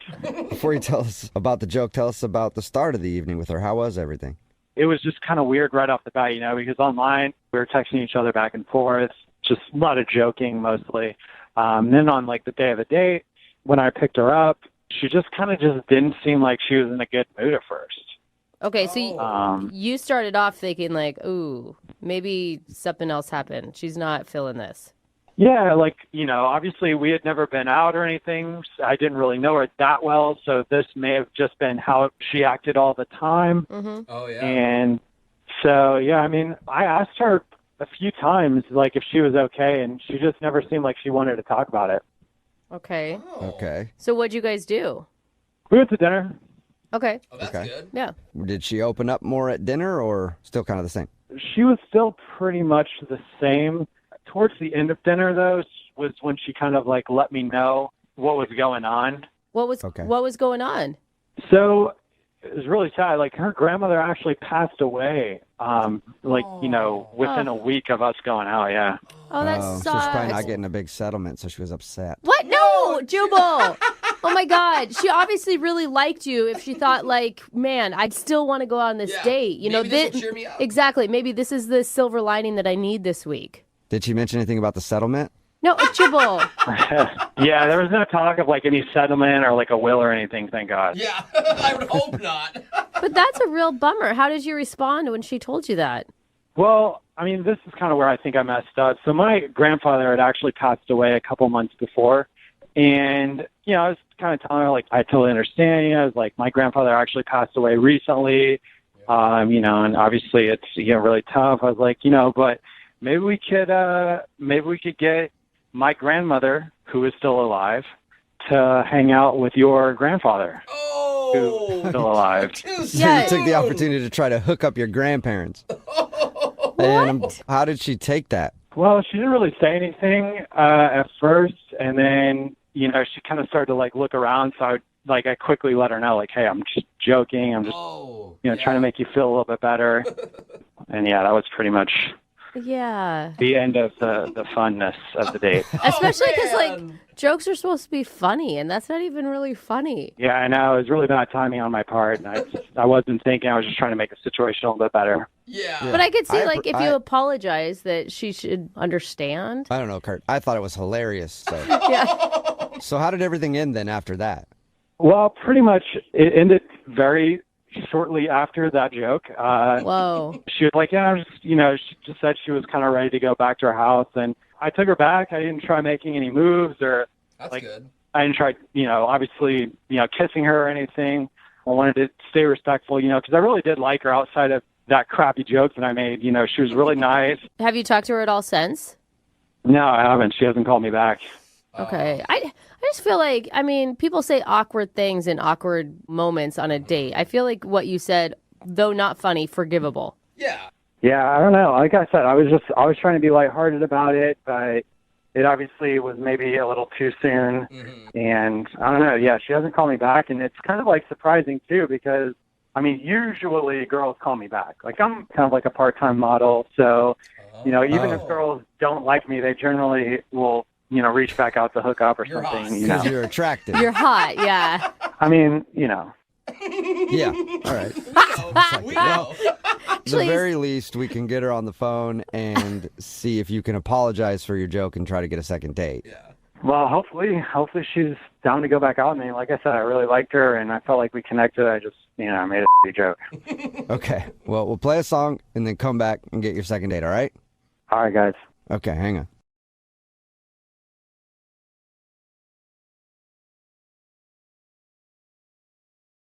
I'm really interested in talking to Laura, who's on the phone for a second date right now, because the email that she sent in said, hey, Jubal, if you do the second date, I've got a teaser for you. This guy used a pickup line on me that I guarantee you've never heard before. Wow. Ooh, interesting. Ooh, I want to hear it too. Yeah. God, she's good me at this. too. Hey, Laura, what's up? Hey, guys. Hey, what was the pickup line? I feel like I've heard and used every single pickup line in the book, so you got your work cut out for you. I swear you have not heard this one before. I promise. And it obviously worked because you went out with a guy. Well, yeah, I mean, it was kind of weird, but ultimately, I guess it worked. What was it? Okay, I'm dying to know. What was it? Yeah. Okay, so the line was, you kind of look like my stepsister, and I've always had a thing for her. What? What? That is gross, man. Why weren't you Okay. running the other way? What is? Now I'm questioning what's wrong with you. Yeah. Why did that work on you? I guess because it just totally took me by surprise. I mean, Yeah. That's for sure. Are you sure it's not Normally- because you've always had a thing for your stepbrother and this was just some fantasy that you both were going to live out? I don't know, maybe I've read one too many romance novels or Yeah. something. Let's hear the scenario then. Like, maybe situationally it might have worked. How did he deliver this line to you? Where'd you meet him? I was out with a bunch of my girlfriends out at a bar, and this group of guys walks up and just kind of starts sitting down at our table and mingling. Like everybody's just talking. Tell me you're like super wasted and that's why it worked on you. No, I'm sorry. I wasn't that wasted at the time. Okay. Really? So it sparked And- conversation. How long did you guys hang out? Quite a while. I mean, we were talking for probably an hour or so. And, you know, even at one point I got up, I went to the bar to get a fresh drink, and I come back to the table, and some other girl has slid into my place and is chatting him up. Oh, wow. Did you kick her out? You're like, hey, you don't look like his stepsister. Get out of here. Or half-sister or whatever it was. Yeah, I mean, I had to get rid of her. So I told her that the bartender was just complaining that something was wrong with her credit card, and he needed to talk to her about it. Oh, that is It's a good move. that is genius and also super shady. I don't know. I mean, I just wanted my guy back. I mean, he was mine. Okay. All right. So was this the date that you want to call him back about, or did you guys actually go out? There's more. So I'm like, you know, you're welcome. I saved you from that UGA. No, you did not call her that. I did. I'm sorry. I did. I'll admit it. What did he say? He was like, well, why are we sitting around wasting time here? If you want another drink, why don't we have one back at my place? Oh, man. Sweet. And We does he know. live with his family, so you got to meet the person that looked like? No, thank God. All right. So did you go back to his place, though? Yeah, I was kind of up for it, you know. Cool. I ended up spending the night. You know, we had fun. You can always tell when someone ends up staying the night because their voice gets even higher. You know, We Yeah. talked about it. We just did it, and it was really fun. Yeah, we just had a good time. See? Yeah, see, the voice is still high. All right. So it sounds like you had fun. How was the next morning? So the next morning was also kind of funny, but kind of strange. Oh. Beautiful Day by YouTube just starts blaring at like 7 a.m. So he's got some preset alarm, I guess, on his iPhone or something. And, I mean, it wakes me right up. He's still snoring next to me. Like, he doesn't even hear it. Yeah, I can see that. I mean, if it's your alarm, you usually sleep through it if you hear it the same thing every morning. So his alarm goes off again. Same exact thing. Beautiful day. It's blasting in my ear. I mean, volume's up at like 10. Okay. I thought this guy was questionable comparing you to one of his family members, but having Beautiful Day by U2 play every morning on your alarm, why do you want to go out with this psycho again? Come on. Maybe he's really sensitive. I mean, So what happened? I mean, he just rolled over and hit snooze again, or? so he's not hitting the button, and I just can't take it anymore. So I kind of like start reaching over him, hit it off, and as soon as I do, he like slaps my hand away. What? Slapped it?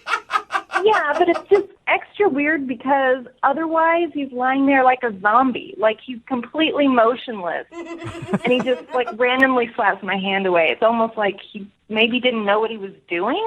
Weird. Did he Weird. wake up Okay. at that point after the hand slap? No, he didn't. He just kept lying there. Did he ever wake up? Did he ever? I mean, he kind of rustled around in the bed a little bit, but he was pretty hungover. So I can kind of understand why he wasn't too energetic in the morning. Yeah. But he didn't exactly say goodbye. Oh my God! So you just got up, got dressed, and then left? Yeah, I mean, I had to go. So, yeah, I just kind of had to, like, leave. Do you think he was faking sleeping so that he didn't have to talk to you in the morning? God, I hope not. I hadn't even thought of that. Well, now you have a whole new thing to think about.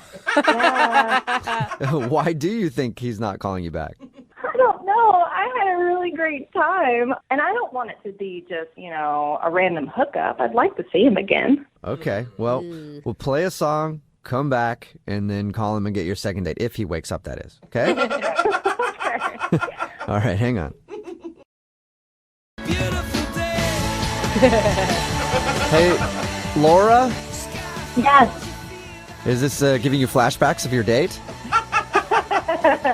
Starting me off right. Okay. Yeah. Feeling I guess. positive. If you're just tuning in for the second date, Laura is on the phone. And Why a Beautiful Day by, who is that again? You too, Jubal. You too, yeah. Yeah, kind Why of a big I should deal. know that. Oh I my work God. in radio. People assume I know music, but I don't. I was going to say Coldplay, and I knew that was wrong.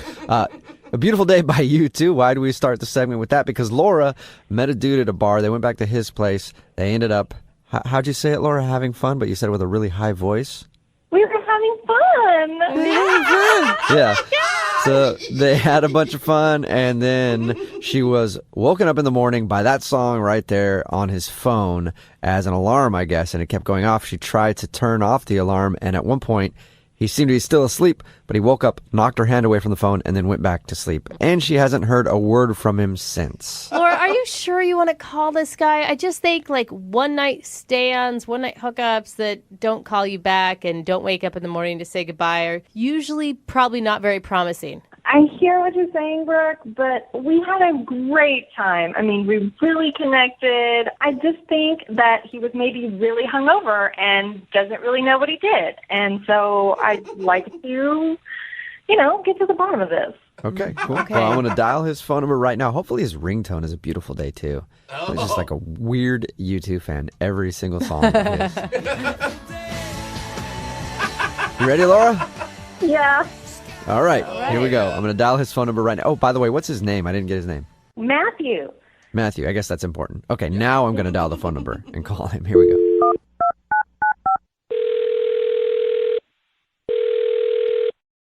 Hello? Hi, may I speak to Matthew? Is this Matthew? Hey, Matthew. How are you, man? Sounds like I just woke you up. I'm sorry, but this is Jubal from Brooke and Jubal in the Morning. It's a radio show. Yeah? Yeah. Are you, did I wake you up? Yeah. Hang on a second. Hang on. Yeah, just hang Matthew? on a second. Okay. Yeah, what's We're up? on hold. Yeah, you all right? Everything good? Can Yeah, I talk was to you just for a getting a swig of Red Bull. I was sitting by my bed, yeah. Oh, all right. Oh, gross, Perfect. man. Glad to see you're waking up. Oh. Okay. What is this? My name is Jubal from Brooke and Jubal in the Morning. We do a segment on our show called The Second Date. And recently, you spent the night with a girl named Laura. Oh, yeah, okay, all right. Uh-huh. Yeah, what about it? So Laura is kind of wondering why you're not calling her back after you guys hooked up, because she would like to see you again. She told us about how you guys met, and then she told us how she woke up in the morning, and I guess the alarm was going off on your phone, and you hid her hand away from your phone and went back to sleep. I don't know if you know that or not. Wow, she told you that? Uh-huh. Yeah. Can I just ask you, because this is what I think. I think that you were faking sleeping so you didn't have to talk to her in the morning. No, not totally. Not totally. So you were kind of faking sleeping so you didn't have to talk to her? No, I wasn't really faking. I don't really fake stuff, you know? Okay. That's not really my thing. So you were asleep. No, I wasn't asleep totally, no. So can you explain to us at least what that means? So I have this, my alarm. I wake up and it's A Beautiful Day by U2.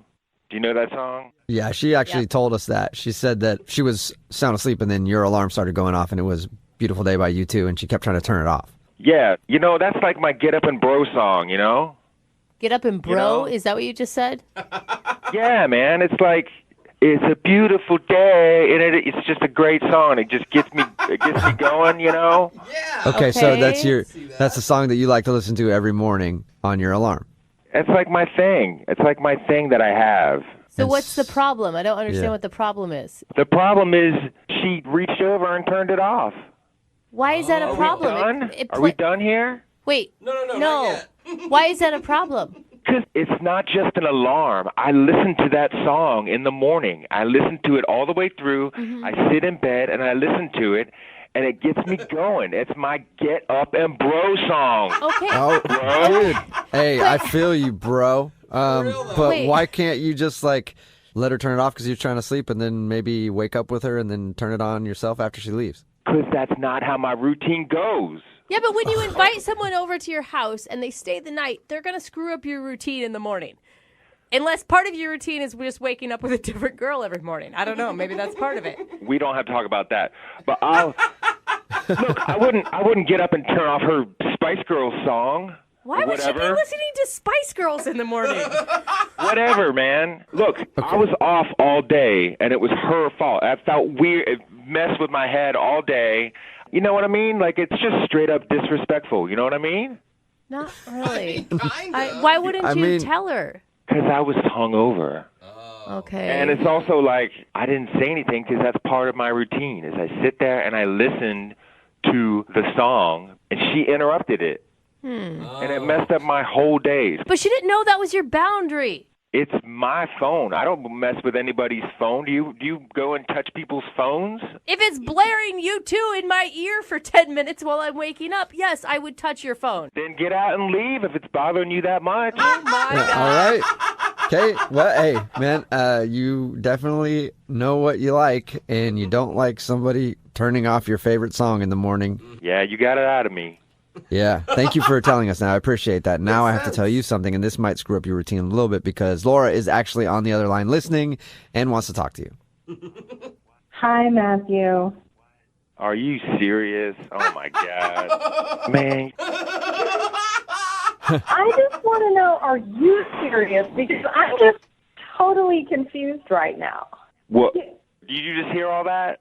You're saying that because you didn't get to listen to U2, I ruined your entire frickin' day. Listen, Laura, it's a routine. I listen to Beautiful Day by U2 once or twice, all the way through, no talking. Then I get up, I brush my teeth, I have my protein shake, I do some crunches, and then I'm ready to go. Okay, that's awfully specific. Yeah, it's a routine. Don't you have a routine, Laura? Don't you do something in the morning? Don't you do yoga or something, or listen to Rihanna or Spice Girls or something? Oh, my God. Well, the first thing I do is turn off the alarm. It turns off by itself when the song is over. And you know what? It's not just an alarm. That's what you don't get. It's a wake-up. My wake-up went off. Oh, yeah. Yeah. This is stupid. You had a girl in your bed next to you, all right? You can adjust your routine a little for somebody else. You're in someone else's house. You need to respect the traditions of that said house.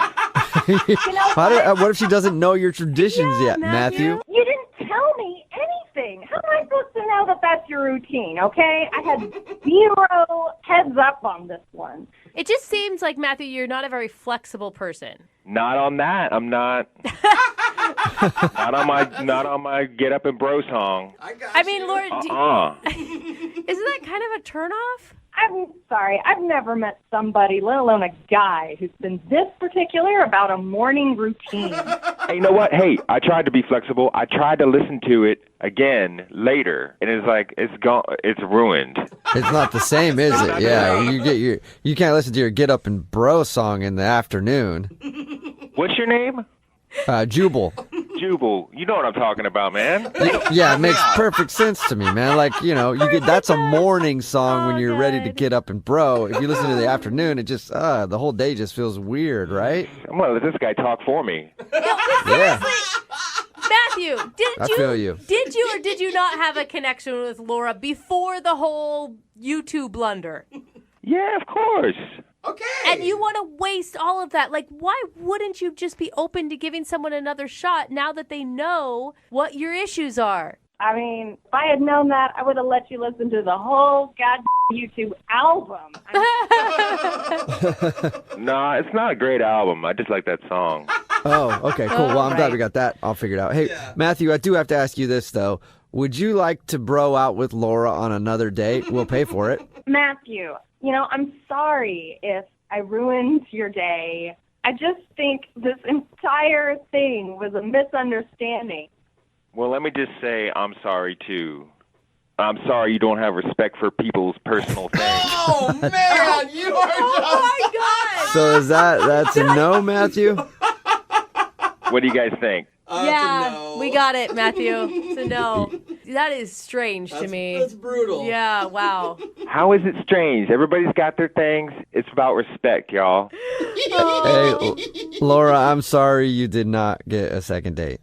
Well, maybe I'm okay with that Yes. after hearing all this. I think you dodged a bullet. I mean, that's kind of a weird situation. I agree. I did dodge a bullet. Well, at least somebody dodged a bullet. Thanks a lot, guys.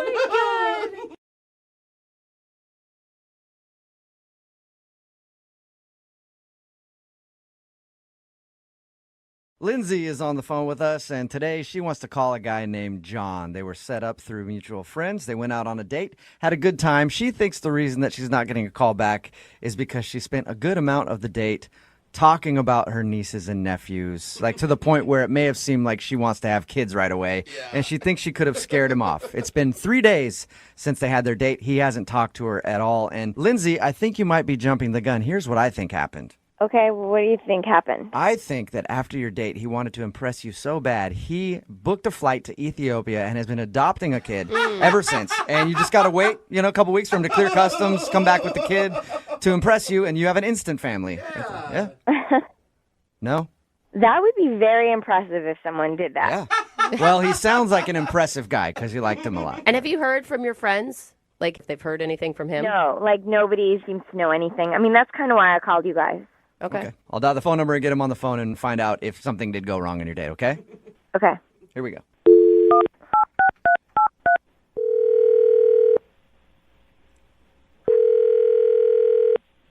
Hello. Hi, can I speak to John, please? This is John. Hey, John, how are you? This is Jubal from Brooke and Jubal in the Morning. Who? Jubal from Brooke and Jubal in the Morning. It's a radio show. Why are you calling? I'm calling because we recently got an email about you from one of our listeners, and they asked if we could get you on the phone. What? Yeah, you recently went out on a date with a girl named Lindsay, and Lindsay emailed us and said that she really liked you, but since the date, you haven't answered any of her texts or anything, so she thought maybe we could get you on the phone and find out why you're not calling her back. Wow. I'm sorry. This is weird. Yeah, it's a segment we do on our show regularly called The Second Date. Basically, the question is, did Lindsay do something wrong on her date with you? I mean, I don't want to say it. I don't want to say it? That's not a good response. Yeah. Oh, my God. Keep in mind, she's the one that asked us to do this, so, she wants to hear it and at least know what you did wrong when you guys went out. Yeah, I don't know if I believe you. Believe me about what? That she wanted us to call you? Well, yeah, I don't know why that would be a thing. Maybe it'll help a little bit if I just tell you what we know, and then you can confirm or deny whatever, okay? Okay. Okay, so she said that you guys were hooked up through mutual friends. You went out for dinner, and then you went for a walk after. She also said that at one point she was talking a lot about her nieces and nephews and felt like that could have made you feel like she wanted kids right away, and that's why she thinks you're not calling her back. Like, she scared you off. Well, I don't know if you guys know this or not, but we're walking and we're clicking, and the conversation's really flowing. It was great. Mm-hmm. And then after a little while, I turned my head and she was just gone. And I didn't know really where she was, but I finally found her, and it was 30 feet behind me. And I saw her pull this small camera out of her purse, and she was with a woman and her baby. And all of a sudden, she takes a picture of the baby. What? And which I'm like, okay. Wait, slow down. There was a stranger on the street that she ran into that happened to have a baby, and you saw her taking pictures of a stranger's baby? I didn't know if that was a stranger or if somebody that she knew. I mean, I was just really confused by what was happening. Did you get the answer to that? Was it somebody she knew? No, not at all. I mean, she handed her something. And so she finally came back, and I asked her, like, what that was about. Uh-huh. I'm like, did you know those people? And why are you taking pictures of babies? And she says, oh, well, she writes a baby blog, like, on the side or something. And she takes pictures of babies, for that blog. And out loud, I was like, oh, cool. But inside, I was like, oh, weird. So she has a baby blog, but she doesn't even have her own babies. Like, right. I'm not the only person that thinks that's a little out there. And baby bloggers, I'm sorry, since I've had a kid, they are the craziest group of people ever. Well, I don't know about that, but afterward, she willingly just, kind of showed me some baby pictures on her blog that she had taken from, I don't know, maybe other dates she'd been on. I have no idea. That's interesting. A woman could do that. A guy has a baby blog like that. He's getting 15 years in prison. Is she a professional photographer or something, and she, makes money for photographing kids? I didn't get that from that because the small camera that she pulled out of her purse was like something that you could pick up at, I don't know, some random store. It wasn't like a professional camera, which made me think, who is this girl? Oh my God! She's got a throwaway God, camera. I'd report her to police if some stranger was taking pictures of my kid on the street. I wouldn't be cool with that at all. Yeah, and I kind of wasn't. So I was like, all right. It was just random and weird. Yeah, I can see where you're coming from. That's kind of strange to just take pictures of strangers' babies to post them on the internet. I have never seen that in my life, let alone on a date. Yeah. Hey, John, I also want to let you know that she's actually on the other line listening to this conversation. Wait, she's what? She's listening to this phone call right now. Why? So you can ask her about the blog if you want. Are you kidding me? No, I'm No, not. he's not kidding you. I'm on the line. Oh my God. First of all, I don't appreciate everybody making fun of this blog. It's a side business. There's nothing creepy about it. Babies are cute. I mean, everyone likes cute things. When I see a cute baby, of course I'm going to take a picture of it because I'm getting more content for my blog. It doesn't seem like that weird of a thing. It is weird. People have pet blogs. People have craft blogs, all kinds of things. I have a cute baby blog, whatever. It's something I like to do. And, I make money from it. It's very adorable and whatever. And, who doesn't like babies? Oh, my God. Okay, Lindsay. I mean, okay. Whatever, John. Whatever. You don't like babies? What the heck? I didn't even know you were on the phone, okay? I didn't even ask to be a part of it. Yeah, of course I'm on the phone. I wanted to find out what happened. Seemed like we hit it off. Everything was cool. And then all of a sudden it wasn't. And then you bring out this reason. You could have been like, oh, that's weird. I don't understand your blog. What is that about? But you didn't. You just apparently just got all freaked out. Don't blame me. I mean, they called me and I just told them the story and I just told them what happened. So I don't understand why you're copying attitude with me. I'm not copying attitude, John. Wait, why are you yelling at me? I mean, you're the one who wants all the babies. So Was it the blog, calm down. John, or was it the fact that you think that she wants to have kids right away? What's the bigger deal for you? I mean, I really don't understand. It's just a very awkward thing to do to just stop. Oh my God, I'm not. Like, oh, I'm right here. I'm right here. You could just ask me, what is it that you do if you're that confused by it? I can just tell you. I mean, I explained it to you before. It's not that weird. There was a baby. The baby was adorable. And I was like, oh, I'll get this content for my blog. It's something I do on the side. Everyone has hobbies and things they do. This is a side job for me. So, that's what I was doing. Lindsay, I got to say, I'm a mother, and if someone stopped me on the street and pulled out a little tiny camera from their purse and started taking pictures of my baby, I would freak out on you. I gave her, I gave her my business card. She saw that it was legitimate. It's the real thing. So, but why, if you know that people freak out about it, why not wait till after the date or when you're not on a date to do it? Oh my God, why are you not listening to me? I saw a beautiful baby and I took the picture. That's the best way to describe taking a baby picture ever. I appreciate you, Lindsay, and, that's your blog. It's your side business. But I could see where John's coming from, or maybe you want to, wait and do that on your own time, not during the date necessarily. I see both sides. Just stop judging me. Oh my God, he's the only one on the room. He's on your side. All right. He's not on my side. He's ignorant like the rest of you idiots there. All right. I think you're getting a little defensive, Lindsay. No, I'm standing up for what I believe in. So if you hate babies, then just go yourself. Lindsay, I don't necessarily like babies. I don't. I probably would not be a regular reader to your blog. After that, though, I will ask you, John, would you like to go on a second date with Lindsay? We will pay for it.